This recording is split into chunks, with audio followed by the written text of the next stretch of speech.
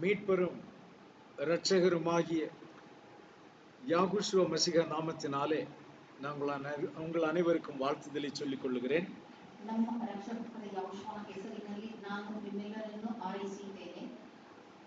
ஒரு நல்ல பாடல் ஆராதனை உண்டாயிருந்தது. அதன் பின்பாக நல்ல சாட்சிகளை கேட்டோம். அதற்கு பின்பாக ஒரு ஆசீர்வதிக்கப்பட்ட செய்தியும் நாம் கேட்டோம்.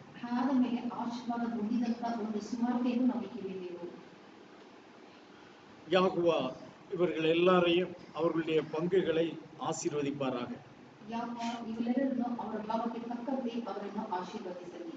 ஹல்லேலூயா.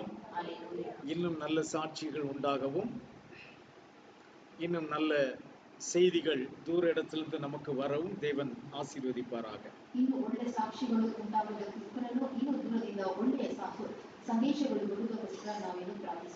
ஹல்லேலூயா. தியானத்திற்காக யாத்திராகமம் 4ஆம் அதிகாரம் 10ஆம் வசனத்தை 10-11 இந்த ரெண்டையும் நாம் வாசிக்கலாம். Exodus chapter 4 verses 10 and 11. ವಿಮೋಚನ ಕಂಡ ಪುಸ್ತಕ 4ನೇ ಅಧ್ಯಾಯ 10-11 ವಚನಗಳು. ಆದರೆ ಮೋಶೆ ಯಾಕೋಬನಿಗೆ, ಸ್ವಾಮಿ, ನಾನು ಮೊದಲಿನಿಂದಲೂ ನಿನ್ನ ದಾಸನ ಸಂಗಡ ಮಾತಾಡಿದ ಮೇಲೆಯೂ ವಾಕ್ಚಾತುರ್ಯವಿಲ್ಲದವನು, ನನ್ನ ಮಾತು ನಾಲಿಗೆ ಮಂದವಾಗಿದೆ ಎಂದು ಹೇಳಲು, ಯಾಕೋಬನು ಅವನಿಗೆ, ಮನುಷ್ಯರಿಗೆ ಬಾಯಿ ಕೊಟ್ಟವರ್ಯಾರು? ಒಬ್ಬನು ಮೂಕನಾಗಿ ಮತ್ತೊಬ್ಬನು ಕಿವುಡನಾಗಿ, ಒಬ್ಬನು ಕಣ್ಣು ಉಳ್ಳವನಾಗಿ ಮತ್ತೊಬ್ಬನು ಕಣ್ಣು ಇಲ್ಲದವನಾಗಿ ಇರಬೇಕೆಂದು ನೇಮಿಸಿದವರು ಯಾರು? ಯಾಕೋಬನಾಗಿರುವ ನಾನಲ್ಲವೇ? ஆமென். ஹல்லேலூயா. அப்பொழுது மோசே யாகோவாவை நோக்கி, ஆண்டவரே, இதற்கு முன்னாவது தேவரீர் உமது அடியானோடு பேசினதற்கு பின்னாவது நான் வாக்கு வல்லவன் அல்ல, நான் திக்குவாயும் மந்த நாவும் உள்ளவன் என்றான். அப்பொழுது யாகோவா அவனை நோக்கி, மனுஷனுக்கு வாயை உண்டாக்கினவர் யார்? ஊமையனையும் செவிடனையும் பார்வையுள்ளவனையும் குருடனையும் உண்டாக்கினவர் யார்? யாகோவாகிய நான் அல்லவோ? அல்லேலூயா. இதனுடைய பின்னணி என்ன என்று நாம் பேக்ரவுண்ட் என்ன என்று நாம் பார்க்க போகிறோம். இங்கே இஸ்ரவேல் ஜனங்கள் எகிப்து தேசத்திலே கிட்டத்தட்ட 400 வருஷமாக அடிமைத்தனத்திற்குள்ளாக இருக்கிறார்கள்.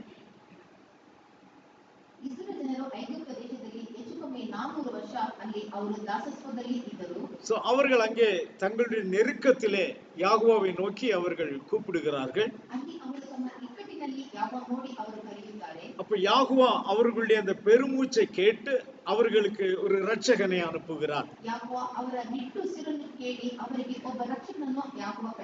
அந்த இரட்சகன் தான் மோசே. இப்ப இந்த மோசேயை தேவன் எங்கே சந்திக்கிறார்?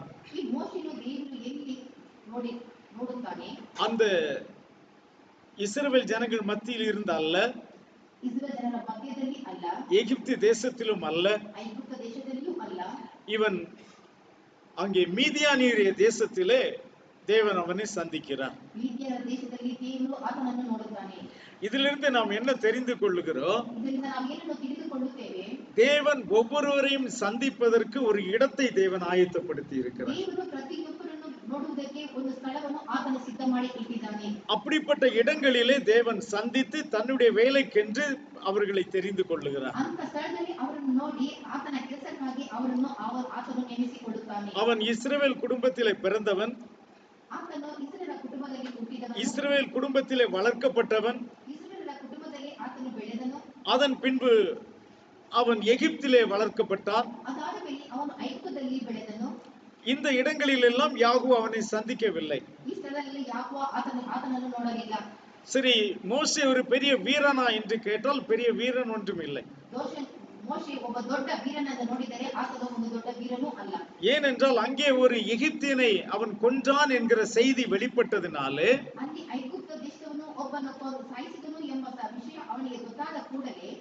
அவன் தன் ஜீவனை தப்புவிக்கும்படியாக அவன் மீதியானியருடைய தேசத்தில் போய் அடைக்கலம் புகுந்து கொண்டான். ಅವನು ತನ್ನ ಪ್ರಾಣವನ್ನು ಕಾದುಕೊಳ್ಳುವುದಕ್ಕಾಗಿ ಅವನು ಮಿದ್ಯಾನ್ ದೇಶಕ್ಕೆ ಹೋಗಿ ಅಲ್ಲಿ ಅಡಗಿಕೊಂಡನು.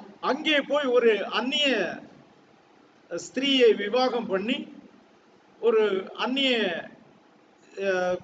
ஆராதனையை அவன் செய்து கொண்டிருக்கிறான். ಅಲ್ಲಿ ಒಬ್ಬ ಅನ್ಯ ದೇಶ ಸ್ತ್ರೀಯನ್ನು ಮದುವೆ ಮಾಡಿಕೊಂಡು ಅನ್ಯ ದೇವರುಗಳ ಆರಾಧನೆ ಮಾಡುತ್ತಿದ್ದಾನೆ. சோ இப்படிப்பட்ட ஒரு சூழ்நிலையிலே தேவன் அவனை சந்திக்கிறார். ಇಂಥ ಪರಿಸ್ಥಿತಿಯಲ್ಲಿ ದೇವರು ಆತನನ್ನು ಕಂಡುಕೊಳ್ಳುತ್ತಾನೆ. அப்போ தேவன் தன்னை அவனுக்கு ஒரு முட்செடியின் மூலமாக வெளிப்படுத்துகிறார். ದೇವರು ಅಲ್ಲಿ ತನ್ನನ್ನು ತಾನು ಒಂದು ಮುಳ್ಳಿನ ಪೊದೆಯಲ್ಲಿ ತೋರಿಸಿಕೊಡುತ್ತಾನೆ. அங்கே அக்கினி பற்றி எரிகிறது. ಅಲ್ಲಿ ಬೆಂಕಿಯು ಜ್ವಾಲೆ ಉರಿಯುತ್ತದೆ. ஆனால் அந்த முள்செடிக்கு எதுவுமே சம்பவிக்கவில்லை. ಆದರೆ ಆ ಮುಳ್ಳಿನ ಪೊದೆಗೆ ಏನೂ ಸಂಭವಿಸಲಿಲ್ಲ.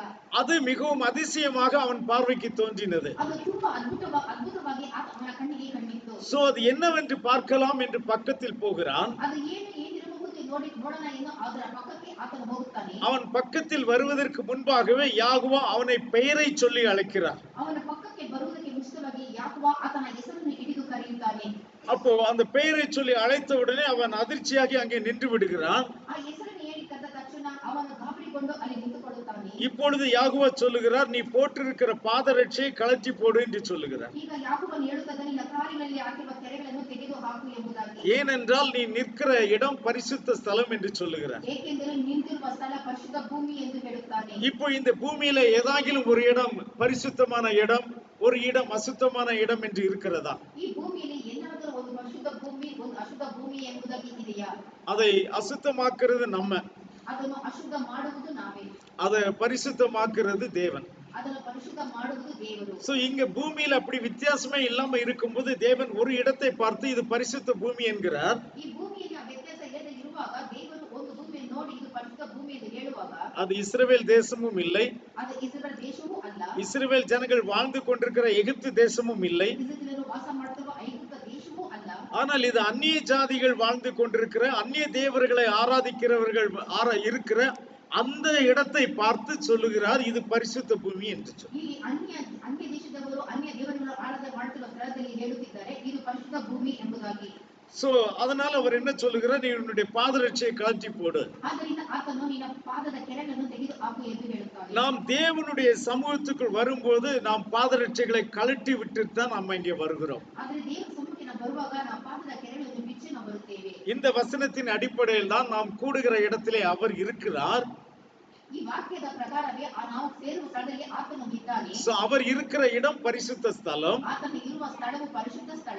சோ அங்கே நாம் செருப்புகளை போட்டுவிட்டு வரக்கூடாது. ಆದ್ದರಿಂದ ನಮ್ಮ ಕೆರಗಳನ್ನು ಹಾಕಿಕೊಂಡು ನಾವು ಅಲ್ಲಿಗೆ ಬರಬಾರದು என்பதற்காக நாம் அதை கழட்டி விட்டு வருகிறோம். ಎಂಬುದಕ್ಕೋಸ್ಕರ ನಾವು ಅದನ್ನು ತೆಗೆದಿಟ್ಟು ಬರುತ್ತೇವೆ. அது ஒருவேளை பரிசுத்த ஸ்தலத்திற்கு நாம் கொடுக்கிறதான மரியாதையாக இருக்கலாம். ಒಂದು ವೇಳೆ ಆ ಪರಿಶುದ್ಧ ಸ್ಥಳಕ್ಕೆ ನಾವು ಕೊಡುವಂತಹ ಗೌರವವಾಗಿರಬಹುದು. ஆனால் நான் அதை எப்படி புரிந்து கொள்ளுகிறேன் என்றால், ಆದರೆ ನಾನು ಅದನ್ನು ಯಾವ ರೀತಿ ಅರ್ಥ ಮಾಡಿಕೊಳ್ಳುತ್ತೇನೆ ಎಂದರೆ, நீ தேவன் உண்டாக்கிய பூமி, ನೀ ದೇವರು ಉಂಟು ಮಾಡಿದಂತ ಈ ಭೂಮಿ, நீ தேவனால் உண்டாக்கப்பட்டவன், ನೀನು ದೇವರಿಂದ ಉಂಟು ಮಾಡಲ್ಪಟ್ಟವನು. இந்த இரண்டுக்கும் இடையிலே மனிதனால் உண்டாக்கப்பட்ட ஒரு பொருள் அங்கே தேவையில்லை. ಈ ಎರಡಕ್ಕೂ ಮಧ್ಯದಲ್ಲಿ ಮನುಷ್ಯನಿಂದ ಉಂಟು ಮಾಡಲ್ಪಟ್ಟಂತ ಒಂದು ವಸ್ತು ಅಲ್ಲಿ ಬೇಕಾಗಿಲ್ಲ. நீ அதை மாற்றி போடு. ಅದನ್ನು ನೀನು ತೆಗೆದು ಹಾಕು. நான் உண்டாக்கின பூமியிலே நான் உண்டாக்கின சரீரத்தோடு நீ தொடர்பு வைத்துக்கொள். ನಾನು ಉಂಟು ಮಾಡಿದ ಭೂಮಿಯಲ್ಲಿ ನಾನು ಉಂಟು ಮಾಡಿದ ಶರೀರದೊಂದಿಗೆ ನೀನು ಅಲ್ಲಿ ಬಂದು ಸೇರು என்று சொல்லி அதை கழற்றி போட சொல்லுகிறார். ಎಂಬುದಾಗಿ ಹೇಳಿ ಅದನ್ನು ತೆಗೆದು ಹಾಕು ಎಂದು ಹೇಳುತ್ತಿದ್ದಾರೆ. அது இன்றைக்கு நம்முடைய செய்தி அல்ல.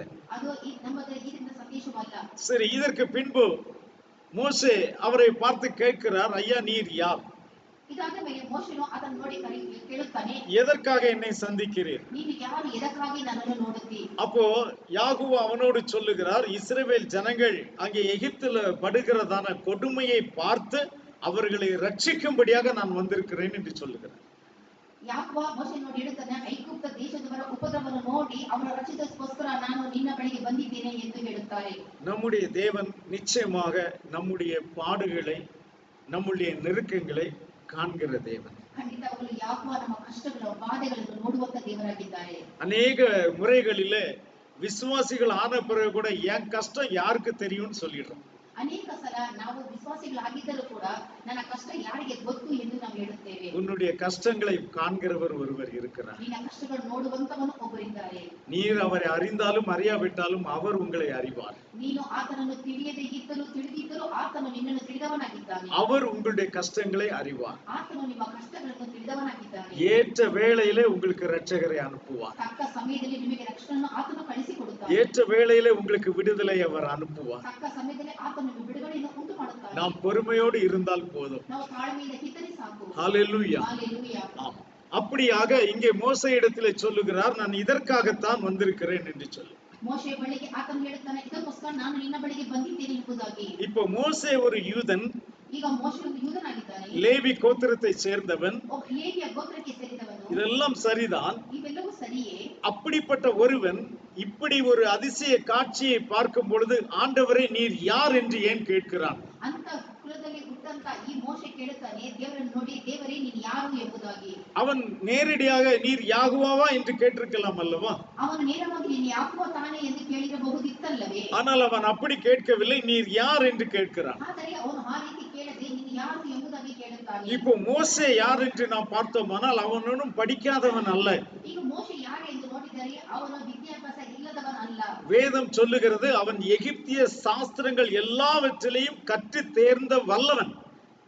ಸತ್ಯವೇದ ಹೇಳುತ್ತದೆ ಅವನು ಐಗುಪ್ತದ ಎಲ್ಲ ಶಾಸ್ತ್ರ ಅಭ್ಯಾಸಗಳು ಮಾಡಿದಂತವನಾಗಿದ್ದಾನೆ. அப்படிப்பட்ட ஒருவன் அவரை பார்த்து கேட்கிறான், நீர் யார் என்று சொல்லி. ಅಂತವನಾದ ಆತನು ಕೇಳುತ್ತಾನೆ, ನೀನು ಯಾರು ಎಂಬುದಾಗಿ. இப்போ யாகோ அவனுக்கு எப்படிப்பட்ட பதிலை சொல்லி இருந்தால் சரியாக இருந்திருக்கும்? ಈಗ ಯಾವ ಆತನಿಗೆ ಯಾವ ರೀತಿ ಉತ್ತರ ಕೊಟ್ಟಿದ್ದರೆ ಸರಿಯಾಗಿರುತ್ತಿತ್ತು. ரெண்டு விதமான பதிலை கொடுக்கிறார். ಅಲ್ಲಿ ಎರಡು ವಿಧವಾದ ಉತ್ತರವನ್ನು ಆತನು ಹೇಳುತ್ತಾನೆ. முதலாவது தான் யார் என்பதை அவனுக்கு சொல்லுகிறார். ಮೊದಲನೇದಾಗಿ ಆತನು ತಾನು ಯಾರು ಎಂದು ಅಲ್ಲಿ ಹೇಳುತ್ತಾನೆ. அதன் பின்பு தன்னுடைய பெயர் என்ன என்று சொல்லுகிறார். ಅದಾದ ಮೇಲೆ ಆತನ ಹೆಸರು ಏನು ಎಂಬುದಾಗಿ ಹೇಳುತ್ತಾನೆ. முதலாவது அவர் அவனுக்கு சொல்லுகிறார், நான் இருக்கிறவராகவே இருக்கிறேன். ಮೊದಲನೇದಾಗಿ ಆತನು ಹೇಳುತ್ತಾನೆ, ನಾನು ಇರುವ ಆತನೇ ಆಗಿದ್ದೇನೆ. ஹல்லேலூயா. ஹல்லேலூயா. சோ இந்த உலகத்திலே இருக்கிறவராகவே இருக்கிறேன் என்று ஒரே ஒருவர் மட்டும்தான் சொல்ல முடியும். ಈ ಲೋಕದಲ್ಲಿ ಇರುವ ಆತನೇ ಆಗಿದ್ದೇನೆ ಎಂದು ಒಬ್ಬರು ಮಾತ್ರ ಹೇಳಲು ಸಾಧ್ಯ. நாம் எப்படி சொல்ல முடியும்? ನಾವು ಹೇಗೆ ಹೇಳಲು ಸಾಧ್ಯ? நான் இருந்தேன், ನಾನು ಇದ್ದೆ, நான் இருக்கிறேன், ನಾನು ಇರುತ್ತೇನೆ, நாளைக்கு இருப்பேன். ನಾಳೆ ಇರುತ್ತೇನೆ. நமக்கு எல்லா காலத்திலுமே இருக்கிறேன் என்று நம்மை சொல்ல முடியாது. ಎಲ್ಲ ಕಾಲದಲ್ಲೂ ಇರುತ್ತೇನೆ ಎಂದು ಹೇಳಲು ಸಾಧ್ಯವಿಲ್ಲ. ஆனால் ஒரே ஒருவர் மட்டும்தான் இதை சொல்ல முடியும். ಆದರೆ ಒಬ್ಬರು ಮಾತ್ರ ಈ ರೀತಿ ಹೇಳಲು ಸಾಧ್ಯ. இப்படி சொன்னால் மோசே புரிந்து கொள்வான் என்பது யாகோவுக்கு தெரியும். ಈ ರೀತಿ ಹೇಳಿದರೆ ಮೋಶೆ ಅರ್ಥ ಮಾಡಿಕೊಳ್ಳುತ್ತಾನೆ ಎಂದು ಯಾವನಿಗೆ ತಿಳಿದಿತ್ತು. அப்போ ஒருவன் எந்த அளவுக்கு புரிந்து கொள்வானோ அந்த வழியிலே பேசுகிறவர் நம்முடைய தேவன். ಮನುಷ್ಯನು ಯಾವ ರೀತಿ ಅರ್ಥ ಮಾಡಿಕೊಳ್ಳುತ್ತಾನೋ ಆ ರೀತಿ ಮಾತನಾಡುವಂತ ದೇವರು ನಮ್ಮ ದೇವರಾದ ಯೆಹೋವ. நாம் ஒவ்வொருவரும் தேவனை எப்படி சொன்னால் அறிந்து கொள்வோமோ அந்த வழியிலே அவர் நம்மோடு பேசுகிற தேவன். ದೇವರು ನಮ್ಮ ಬಳಿ ಹೇಗೆ ನಮಗೆ ಅರ್ಥ ಮಾಡಿಕೊಳ್ಳಲು ಸಾಧ್ಯವೋ ಆ ರೀತಿ ದೇವರು ನಮ್ಮ ಜೊತೆಗೆ ಮಾತನಾಡುತ್ತಾನೆ. நன்றாக படித்தவனிடத்திலே மிக உயர்ந்த வழியிலே பேசுவார். ಚೆನ್ನಾಗಿ ಓದಿರುವ ಬಳಿಯಲ್ಲಿ ಒಂದು ಉನ್ನತವಾಗಿ ಮಾತನಾಡುತ್ತಾನೆ. ஒன்றுமே அறியாதவர்களிடத்திலே ಏನು ತಿಳಿಯದೆ ಇರುವವರ ಬಳಿಯಲ್ಲಿ அவரும் மிகவும் கீழே வந்து அவர்கள் லெவல்ல பேசுவார். ಆತನು ಕೆಳಗೆ ಇಳಿದು ಬಂದು ತಾಳ್ಮೆಯಿಂದ ಅವರಿಗೆ ಮಾತನಾಡುತ್ತಾನೆ. சிறு பிள்ளைகளிடத்தில் பேசும்போது சிறு பிள்ளைகளிடத்தில் பேசுவது போல பேசுவார். ಚಿಕ್ಕ ಮಕ್ಕಳ ಬಳಿಯಲ್ಲಿ ಮಾತನಾಡುವಾಗ ಚಿಕ್ಕ ಮಕ್ಕಳ ಹಾಗೆ ಆತನು ಮಾತನಾಡುತ್ತಾನೆ. சோ யாரிடத்தில் எப்படி பேச வேண்டுமோ அப்படி பேசுகிறவர் நம்முடைய தேவன். ಯಾರ ಬಳಿಯಲ್ಲಿ ಹೇಗೆ ಮಾತನಾಡಬೇಕೋ ಆ ರೀತಿ ಮಾತನಾಡುವ ನಮ್ಮ ದೇವರು. சோ இங்கே மோசேயோடு அவர் பேசுகிறார். ಇಲ್ಲಿ ಮೋಶೆಯೊಂದಿಗೆ ಆತನು ಮಾತನಾಡುತ್ತಾನೆ. நான் யாராக இருக்கிறேன்? நான் இருக்கிறவராகவே இருக்கிறேன். ನಾನು ಇರುವ ಆತನೇ ಆಗಿದ್ದೇನೆ. அப்ப இருக்கிறவராகவே இருக்கிறேன் என்று சொன்ன உடனே அவருக்கு கண்டிப்பாக தெரியும் இந்த சர்வ லோகத்திலேயும் ஒரே ஒருவர் மட்டும்தான் அப்படி சொல்ல முடியும். ಇರುವ ಆತನೇ ಆಗಿದ್ದೇನೆ ಎಂದು ಹೇಳುವಾಗ ಈ ಸರ್ವ ಲೋಕದಲ್ಲಿ ಈತನೇ ಒಬ್ಬನೇ ಹೇಳಲು ಸಾಧ್ಯ ಎಂದು ಆತನಿಗೆ ತಿಳಿದಿರಬೇಕಿತ್ತು. அவர் யாராக இருக்க முடியும்? ಆತನು ಯಾರಾಗಿರಬಹುದು?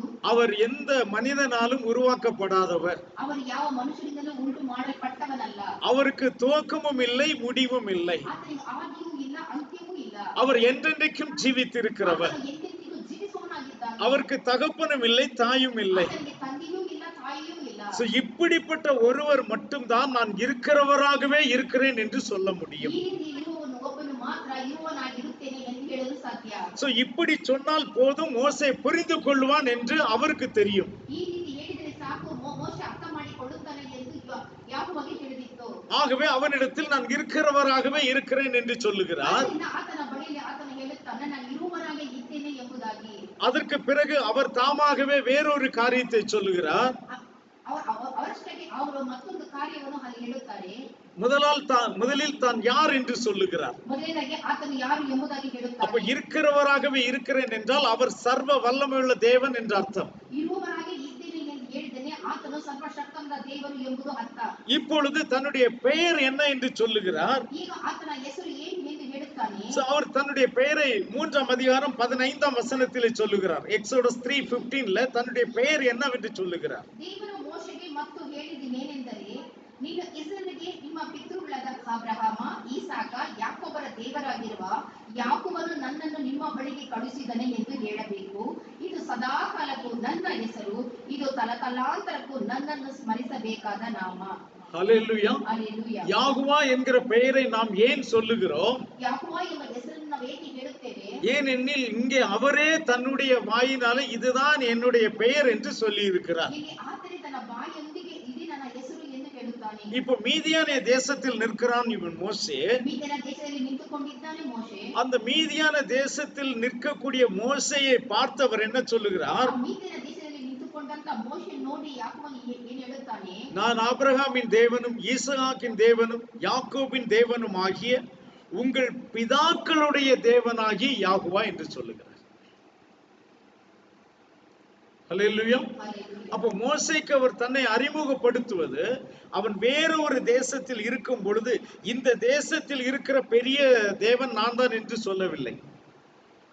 ಮೋಶೆಯು ಬೇರೆ ದೇಶದಲ್ಲಿ ಇರುವಾಗ ಈ ದೇಶದೊಂದಿಗೆ ಹಿರಿಯ ದೇವರು ಎಂದು ಹೇಳದೆ ಆತನು ಅಬ್ರಹಾಮ, ಈಸಾಕ, ಯಾಕೋಬರ ದೇವರು ಎಂದು ಹೇಳುತ್ತಾನೆ. இதையெல்லாம் உணர்ந்து நாம் வாசித்தால் தான் அவர் என்ன சொல்ல வருகிறார் என்பது நமக்கு புரியும். ಇದನ್ನೆಲ್ಲ ಗ್ರಹಿಸಿಕೊಂಡು ಓದಿದರೆ ಮಾತ್ರ ಆತನು ಏನು ಹೇಳುತ್ತಾನೆ ಎಂದು ನಮಗೆ ತಿಳಿದು ಬರುತ್ತದೆ. அவன் இஸ்ரவேல் ஜனங்கள் மத்தியில் இல்லை, ಆತನು ಇಸ್ರಾಯೇಲ್ ಜನರ ಮಧ್ಯದಲ್ಲಿ ಇಲ್ಲ, எகிப்தில் இல்லை, ಐಗುಪ್ತ ದೇಶದಲ್ಲಿ அந்நிய தேசமாகிய மீதியானிய தேசத்தில் ಅನ್ಯ இருக்கிறார். ದೇಶದಲ್ಲಿ ಮೀದಿಯನ ದೇಶದಲ್ಲಿ ಇದ್ದಾರೆ. அந்த இடத்தில் வந்து அவர் சொல்லுகிறார், நான் உங்கள் பிதாக்களுடைய தேவன் என்று ಆ சொல்லி, ಸ್ಥಳದಲ್ಲಿ ಬಂದು ಆತನು ಹೇಳುತ್ತಾನೆ, ನಾನು ನಿಮ್ಮ ಪಿತೃಗಳ ದೇವರು ಎಂಬುದಾಗಿ, என்னுடைய நாமம் இது ಇದುವೇ ನನ್ನ ಹೆಸರು என்று சொல்லிவிட்டு என்றென்றைக்கும் இதுவே என் நாமம் என்று சொல்லுகிறார். ಇದುವೇ ಸದಾ ಕಾಲಕ್ಕೂ ನನ್ನ ಹೆಸರು, தலைமுறை தலைமுறையாக இதுவே என் பேர் பிரஸ்தாபம் என்று சொல்லுகிறார். ತಲತಲಾಂತರಕ್ಕೂ ನನ್ನನ್ನು ಸ್ಮರಿಸಬೇಕಾದ ನಾಮ. சோ இவ்வளவு சொன்ன பிறகு அந்த மோசே இடத்தில் சொல்லுகிறார், என் ஜனங்கள் படுகிற கஷ்டத்தை நான் பார்த்தேன், நீ போய் அவர்களை விடுவித்து கொண்டு வா என்று சொல்லுகிறார். ಆತನು ಇಷ್ಟು ಹೇಳಿ ಅಲ್ಲಿ ಮೋಶೆ ಹೇಳುತ್ತಿದ್ದಾರೆ, ತನ್ನ ಜನರು ಪಡುವ ಕಷ್ಟವನ್ನು ನೋಡಿ ಅವರ ಬಳಿಗೆ ಹೋಗು ಎಂಬುದಾಗಿ. அவர்களை நான் பாலும் தேனும் ஓடுகிற தேசத்திற்குள் நான் கொண்டு சேர்ப்பேன் என்று வாக்குத்தத்தம் செய்கிறார். ಅವರನ್ನು ಹಾಲು ಜೇನು ಹರಿಯುವ ದೇಶಕ್ಕೆ ನಾನು ಕರೆದುಕೊಂಡು ಸೇರಿಸುತ್ತೇನೆ ಎಂಬ ವಾಗ್ದಾನವನ್ನು ಆತನು ಮಾಡುತ್ತಾನೆ. சோ இவ்வளவு சொன்ன பிறகு மோசேக்கு இன்னும் ஒரு முடிவை எடுக்க முடியவில்லை. ಇಷ್ಟು ಹೇಳಿದರೂ ಕೂಡ ಮೋಶೆಗೆ ಒಂದು ತೀರ್ಮಾನವನ್ನು ತೆಗೆದುಕೊಳ್ಳಲು ಆಗಲಿಲ್ಲ. இப்போ மோசே சொல்லுகிறார், நான் திடீரென்று போய் உங்கள் பிதாக்களுடைய தேவன் என்னை மீதியானிய தேசத்தில் சந்தித்தார் என்று சொன்னால், ನಾನು ಹೋಗಿ ಈಗ ಅಲ್ಲಿಗೆ ಮೀದಿಯನ ದೇಶದಲ್ಲಿ ನಿಮ್ಮ ದೇವರು ನನ್ನನ್ನು ಕಂಡನು ಎಂದು ಹೇಳಿದರೆ உடனே அங்கு ஒரு கேள்வி வரும். ತಕ್ಷಣ ಅಲ್ಲಿ ಒಂದು ಪ್ರಶ್ನೆ ಉಂಟಾಗುತ್ತದೆ. நாங்கள் இஸ்ரவேல் ஜனங்கள் மூப்பர்கள் எல்லாம் இங்கே இருக்கிறோம், ನಾವು ಇಸ್ರಾಯೇಲ್ ಜನರ ಎಲ್ಲ ಪೂರ್ವಿಕರು ನಾವು ಇಲ್ಲಿದ್ದೇವೆ, எங்களை சந்திக்காமல் உயிருக்கு பயந்து ஓடின உன்னையா தேவன் சந்தித்தார் ನಮ್ಮನ್ನು ನೋಡದೆ ಜೀವಕ್ಕೆ ಎದುರಿ ಓಡಿ ಹೋದ ನಿನ್ನನ್ನು ಆತನು ನೋಡಿದನಾ என்ற ஒரு கேள்வி இஸ்ரவேல் மூப்பர்களிடத்தில் வரும். ಎಂಬುದಾಗಿ ಒಂದು ಪ್ರಶ್ನೆ ಇಸ್ರಾಯೇಲರ ಪೂರ್ವಿಕರ ಬಳಿಯಲ್ಲಿ ಬರುತ್ತದೆ. இதை அறிந்த மோசே சொல்லுகிறார், ಇದನ್ನು ತಿಳಿದಂತ ಮೋಶೆ ಹೇಳುತ್ತಾರೆ, நான் போய் சொன்னால் என்னை நம்புவார்களா? ನಾನು ಹೋಗಿ ಹೇಳಿದರೆ ಅವರು ನನ್ನನ್ನು ನಂಬುತ್ತಾರಾ? அப்ப தேவன் உனக்கு தரிசனம் ஆகவில்லை என்று சொல்லி விடுவார்கள். ದೇವರು ನಿನಗೆ ದರ್ಶನ ಕೊಡಲಿಲ್ಲ ಎಂದು ಅವರು ಹೇಳಬಹುದು. இப்பொழுது நான் என்ன செய்ய முடியும்? ಈಗ ನಾನು ಏನು ಮಾಡಲು ಸಾಧ್ಯ? அப்பொழுதும் தேவன் பொறுமையாக அவனிடத்தில் பேசுகிறார். ಆಗಲೂ ದೇವರು ತಾಳ್ಮೆಯಿಂದ ಆತನೊಂದಿಗೆ ಮಾತನಾಡುತ್ತಾನೆ. உன் கையில என்ன வச்சிருக்கிற? ನಿನ್ನ ಕೈಯಲ್ಲಿ ಏನು ಇಟ್ಟುಕೊಂಡಿದ್ದೀಯ? என் கையிலே ஒரு கோல் இருக்கிறது, ஒரு கம்பு இருக்கிறது. ನನ್ನ ಕೈಯಲ್ಲಿ ಒಂದು ಕೋಲು ಇದೆ, நீ அதை தரையிலே போடு. ಅದು ನಿನ್ನ ಕೆಳಗಡೆ ಬಿಸಾಕು. நீ தரையிலே போட்ட உடனே அது என்னவாகும்? பாம்பாக மாறிவிடும். ನೆಲಕ್ಕೆ ಹಾಕಿದ ಕೂಡಲೇ ಅದು ಹಾವಾಗಿ ಬದಲಾವಣೆ ಆಗುತ್ತದೆ. அப்ப அதே போல அவன் கீழே போட்டான், அது பாம்பாக மாறிவிட்டது. ಆತನ ಕೆಳಗೆ ಹಾಕಿದನು, ಅದು ಹಾವಾಗಿ ಆಯಿತು. இப்பொழுது அவன் பயந்து விட்டான். ಈಗ ಅವನು ಭಯಪಟ್ಟನು. இப்பொழுது அவர் சொல்லுகிறார், நீ பயப்படாத, அதனுடைய வாலை பிடி என்று சொல்லுகிறார். ಯಾಕೋಬ ಹೇಳುತ್ತಾರೆ, ನೀ ಭಯಪಡಬೇಡ, ಅದರ ಬಾಲನ್ನು ಹಿಡಿ ಎಂಬುದಾಗಿ. அவன் அதை வாலை பிடித்த உடனே திரும்பவும் அது அவனுடைய கையில் கம்பாக வந்து விட்டது. ಆ ಬಾಲವನ್ನು ಹಿಡಿದ ತಕ್ಷಣ ಅದು ಮತ್ತೆ ಕೋಲಾಗಿ ಅವನ ಕೈಗೆ ಮಾರ್ಪಟ್ಟಿತು. இந்த ஒரு அற்புதம் போதாதா? ಈ ಒಂದು ಅದ್ಭುತ ಸಾಲದ? தன்னோடு பேசுகிறவர் சர்வ வல்லவர் என்பதற்கு இது போதாதா? ತನ್ನೊಂದಿಗೆ ಮಾತನಾಡುವ ಸರ್ವಶಕ್ತನಿಗೆ ಎಂದು ಆತನಿಗೆ ಸಾಲದ? ஆனால் மோசேக்கு அது போதவில்லை. ಆದರೆ ಮೋಶೆಗೆ ಇನ್ನೂ ಅದು ಸಾಲಲಿಲ್ಲ. ஆக தேவனிடத்திலே மீண்டும் ஒரு அடையாளத்தை அவன் கேட்கிறான். ಆದ್ದರಿಂದ ದೇವರ ಬಳಿಗೆ ಮತ್ತು ಒಂದು ಗುರುತನ್ನು ಆತನು ಕೇಳುತ್ತಾನೆ. அப்போ அவர் சொல்லுகிறார், உன் கையை உன் மடியிலே போடு.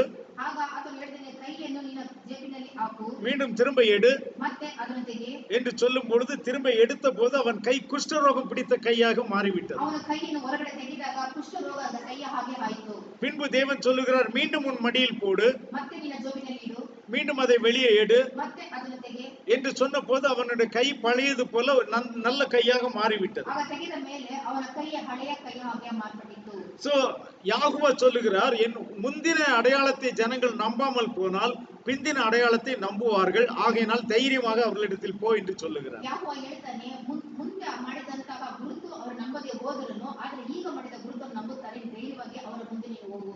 இந்த ரெண்டு அடையாளங்களையுமே அவங்க நம்பாம போனா கூட பரவாயில்லை. ಈ ಎರಡು ಗುರುತನ್ನು ಅವರು ನಂಬದೆ ಹೋದರೂ ಪರವಾಗಿಲ್ಲ. நீ என்ன பண்ணு, நதியில் உள்ள தண்ணீரை எடு, ನೀನು ನದಿಯ ನೀರನ್ನು ತೆಗೆ, அந்த தண்ணீரை தரையிலே ஊற்று, ಆ ನೀರನ್ನು ತೆಗೆದು ನೀರಿನಲ್ಲಿ ನೆಲದಲ್ಲಿ ಹಾಕು, அந்த தண்ணீர் ரத்தமாக மாறிவிடும். ಆ ನೀರು ರಕ್ತವಾಗಿ ಹಾಕು. அப்ப இதை பார்க்கிற ஜனங்கள் இப்பொழுது கண்டிப்பாக உன்னை நம்புவார்கள். ಆಗ ಇದು ನೋಡಿದ ಜನರು ಖಂಡಿತವಾಗಲೂ ನಿನ್ನನ್ನು ನಂಬುವರು. இவ்வளவு தூரம் யாகுவா ஒரு மனிதனை தன்னுடைய வேலைக்கு அழைப்பதற்காக தாழ்ந்து வருகிறார்.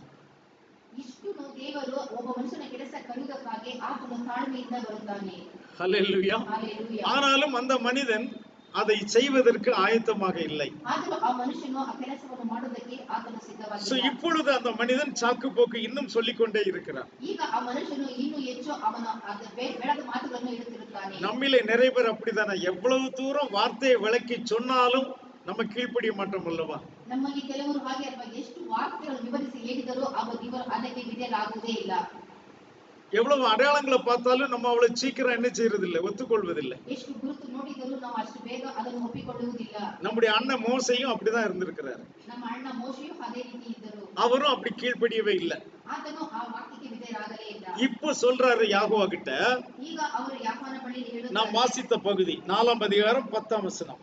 ಆದರೆ ಮೋಶೆ ಯಾಕೋಬನಿಗೆ, ಸ್ವಾಮಿ, ನಾನು ಮೊದಲಿನಿಂದಲೂ ನಿನ್ನ ದಾಸನ ಸಂಗಡ ಮಾತನಾಡಿದ ಮೇಲೆಯೂ ವಾಕ್ಚಾತುರ್ಯ ಇಲ್ಲದವನು, ನನ್ನ ಮಾತು ನಾಲಿಗೆಯೂ ಮಂದವಾಗಿವೆ ಎಂದು ಹೇಳಲು. இப்போ சொல்லுகிறாரு, ஆண்டவரே யாகுவா, நீர் என்கிட்ட பேசுறதுக்கு முன்னாலேயாவது அல்லது பேசின பிறகாவது நான் எப்படிப்பட்டவனா இருக்கிறேன்? நான் வாக்கு வல்லவன் அல்ல, அதாவது நான் பேச்சு திறமை உள்ளவன் அல்ல. நான் எப்படிப்பட்டவனாய் இருக்கிறேன்? திக்கு வாயும் மந்த நாவும் உள்ளவனாய் இருக்கிறேன். அல்லேலூயா. ஆம், இப்பொழுதும் அவன் யாகுவா கிட்ட ஒரு சாக்கு போக்குதான் சொல்லிக் கொண்டிருக்கிறான். ಈಗಲೂ ಆತನು ಯಾಕೋಬ ಬಳಿಯಲ್ಲಿ ಈ ತರ ಸಲ್ಲದ ಮಾತುಗಳನ್ನು ಮಾತನಾಡುತ್ತಿರ್ತಾನೆ. அதற்கு பல காரணங்கள் இருக்கலாம். ಅದಕ್ಕೆ ಅನೇಕ ಕಾರಣಗಳು ಇರಬಹುದು. அதுல முதலாவது காரணம், நீ எகிப்துக்கு போ என்று சொல்லுகிறான். ಮೊದಲನೇ ಕಾರಣ, ಆತನು ಐಗುಪ್ತಕ್ಕೆ ಹೋಗು ಎಂಬುದಕ್ಕೆ. அப்ப அவன் அங்கே ஒரு கொலை பண்ணிவிட்டு வந்ததுனால அவன் அந்த இடத்திற்கு திரும்ப போக பயப்படுகிறான். ಅವನು ಅಲ್ಲಿ ಒಂದು ಕೊಲೆ ಮಾಡಿ ಬಂದಿದ್ದರಿಂದ ಅಲ್ಲಿ ಹೋಗಲು ಆತನು ಭಯಪಡುತ್ತಿರುವನು. இரண்டாவது, தன் ஜனங்கள் மேல் உள்ள நம்பிக்கை. ಎರಡನೇದು, ತನ್ನ ಜನರ ಮೇಲೆ ಇದ್ದಂತ ನಂಬಿಕೆ. ஏன்னா நான் போய் சொன்னா என் ஜனங்கள் நம்ப மாட்டார்கள். ನಾನು ಹೋಗಿ ಹೇಳಿದರೆ ಜನರು ನಂಬುವುದಿಲ್ಲ. சோ இதெல்லாம் வைத்து அவன் நினைக்கிறான், என்னால் இது முடியாது. ಇದನ್ನೆಲ್ಲ ಇಟ್ಟುಕೊಂಡು ಆತನು ಹೇಳುತ್ತಾನೆ, ಇದು ನನ್ನಿಂದ ಸಾಧ್ಯವಿಲ್ಲ. அது மட்டுமல்ல, நான் ஒரு தனி மனிதனாக போய் இந்த 20 லட்சம் ஜனங்களை வெளியே அழைத்து கொண்டு வருவது, இந்த பார்வோனுக்கு எதிராக நிற்பது என்பது என்னால் கூடாத காரியம். ನಾನು ಒಬ್ಬೊಟ್ಟಿಗೆ ನಾನು ಹೋಗಿ 20 ಲಕ್ಷ ಜನರನ್ನು ಹೊರಗೆ ನಾನು ಬರೆದು ಪಾರೋನ ಮುಂದೆ ನಿಂತುಕೊಳ್ಳುವುದು ನನಗೆ ಅಸಾಧ್ಯವಾದದ್ದು என்று நினைத்து அவன் அதை எவ்வளவு தூரம் தவிர்க்க முடியுமோ அவன் தவிர்க்க பார்க்கிறான். ಎಂಬುದಾಗಿ ಹೇಳಿ ಅವನು ಅದರಿಂದ ಎಷ್ಟು ದೂರ ಹೋಗಬಹುದೋ ಆ ರೀತಿ ಅವನು ಮಾತನಾಡುತ್ತಿರುತ್ತಾನೆ. சோ இப்போ யாகுவா அவனிடத்திலே என்ன சொல்லுகிறார் பாருங்க. ಈಗ ಯಾಕೋಬ ಆತನ ಬಳಿಗೆ ಏನನ್ನು ಹೇಳುತ್ತಾನೆ ಎಂಬುದಾಗಿ ನೋಡಿರಿ. மனுஷனுக்கு வாயை உண்டாக்கினவர் யார்? ಮನುಷ್ಯರಿಗೆ ಬಾಯಿಯನ್ನು ಕೊಟ್ಟವರು ಯಾರು? ஊமையையும் செவிடனையும் பார்வையுள்ளவனையும் குருடனையும் உண்டாக்கினவர் யார்? ಒಬ್ಬನಿಗೆ ಒಬ್ಬನು ಮೂಕನಾಗಿ ಮತ್ತೊಬ್ಬನು ಕಿವುಡನಾಗಿ, ಒಬ್ಬನು ಕಳ್ಳು ಉಣ್ಣವನಾಗಿ ಮತ್ತೊಬ್ಬನು ಕಳ್ಳು ಇಲ್ಲದವನಾಗಿ ಇರಬೇಕೆಂದು ನೇಮಿಸಿದವರು ಯಾರು? யாகுவாவாய நான் அல்லவோ? ಯಾಕೋಬನಾಗಿರುವ ನಾನಲ್ಲವೇ? நான் தானே இதெல்லாம் உருவாக்கினேன். ನಾನಲ್ಲವೇ ಇದನ್ನೆಲ್ಲ ಮಾಡಿ. அப்போ உனக்கு திக்குவாய் இருக்கு என்று எனக்கு தெரியும், மந்த நாவு இருக்கிறது, நீ பேச்சில திறமை உள்ளவன் இல்லை என்று எனக்கு தெரியும். ನಿನಗೆ ಮಂದ ನಾಲಿಗೆಗೆ ವಾಕ್ ಚಾತುರ್ಯ ಇಲ್ಲದವನೆಂಬುದು ನನಗೆ ಗೊತ್ತಿದೆ. ஆக தெரிந்துதான் உன்னை என்னுடைய ஊழியத்திற்கு நான் அழைக்கிறேன். ಅದು ಗೊತ್ತಿದ್ದೇನೆ, ನಾನು ನನ್ನ ಸೇವೆಗೆ ನಿನ್ನನ್ನು ಕರೆಯುತ್ತಿದ್ದೇನೆ. ஹல்லேலூயா. ಹಲ್ಲೆಲೂಯಾ. இப்பொழுதும் யாகோவா நம்மை அவருடைய சேவைக்கென்று அழைக்கிறார் என்றால் ಈಗ ಯಾಕೋವ ನಮ್ಮನ್ನು ಆತನ ಸೇವೆಗೋಸ್ಕರ ಕರೆಯುವುದಾದರೆ நாம் திறமைசாலிகள் என்பதற்காக தேவன் நம்மை அழைக்கவில்லை. ನಾವು ಬಹಳ ವಾಕ್ಚಾತುರ್ಯ ಉಳ್ಳವರು ಎಂದು ಆತನು ನಮ್ಮನ್ನು ಕರೆಯಲಿಲ್ಲ. திறமை அவருக்கு தேவையில்லை. ಸಾಮರ್ಥ್ಯ ಆತನಿಗೆ ಬೇಕಾಗಿಲ್ಲ.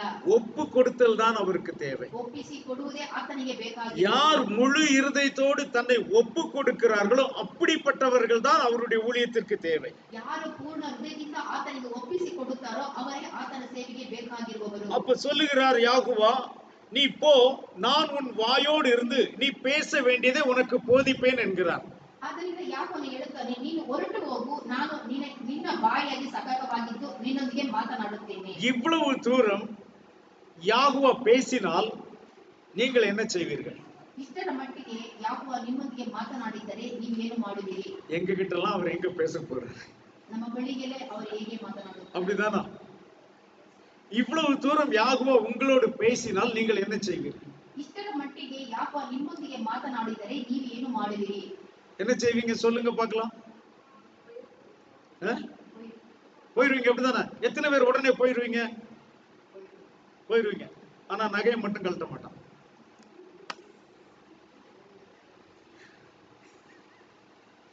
எவ்வளவு பொய்யர்களா இருக்கிறீங்க பாத்தீங்களா? போயிருவோன்னு சொல்றீங்க, நீங்க போக மாட்டீங்க. ನೀವು ಸುಳ್ಳುಗಾರರಾಗಿದ್ದೀರಿ, ನೀವು ಹೋಗುವುದಿಲ್ಲ. சரியா? நான் சொன்னது கரெக்டா? ஒரு எக்ஸாம்பிள் இது.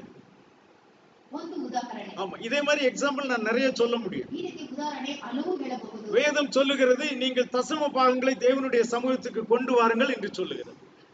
சத்தியவேத ಹೇಳುತ್ತದೆ, ನೀವು ದಶಾಂಶಗಳನ್ನು ದೇವರ ಸನ್ನಿಧಿಗೆ ತೆಗೆದುಕೊಂಡು ಬನ್ನಿರಿ ಎಂಬುದಾಗಿ. எத்தனை பேர் அதுக்கு கீழ்ப்படிறீங்க? ಎಷ್ಟು ಜನ ಅದಕ್ಕೆ ವಿಧೇಯರಾಗಿದ್ದೀರಿ? ஆனா ஊழியத்துக்கு தேவன் போ சொன்னா நான் போயிருவேன்னு சொல்றீங்க. ಸೇವೆಗೆ ಹೋಗು ಎಂದು ಹೇಳಿದರೆ ನಾನು ಹೋಗುತ್ತೇನೆ ಎಂಬುದಾಗಿ. நீங்கள் உண்மை உள்ளவர்களா பொய் உள்ளவர்களா? ನೀವು ನಿಜವಾದವರ ಸುಳ್ಳುಗಾರರ?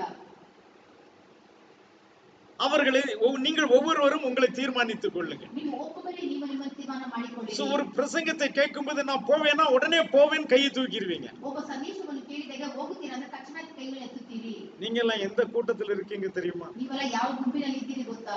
கிதியோனுக்கு யுத்தத்துக்கு ஆட்களை கூப்பிடுன்னு சொல்லும்போது 32,000 பேர் அங்க கடந்து வந்தாங்கல்ல. ಗಿದ್ಯೋನನಿಗೆ ಸೈನ್ಯಕ್ಕೆ ಯುದ್ಧಕ್ಕೆ ಕರೆದಾಗ 32,000 ಜನರು ಅಲ್ಲಿ ಬಂದರಲ್ಲವೇ?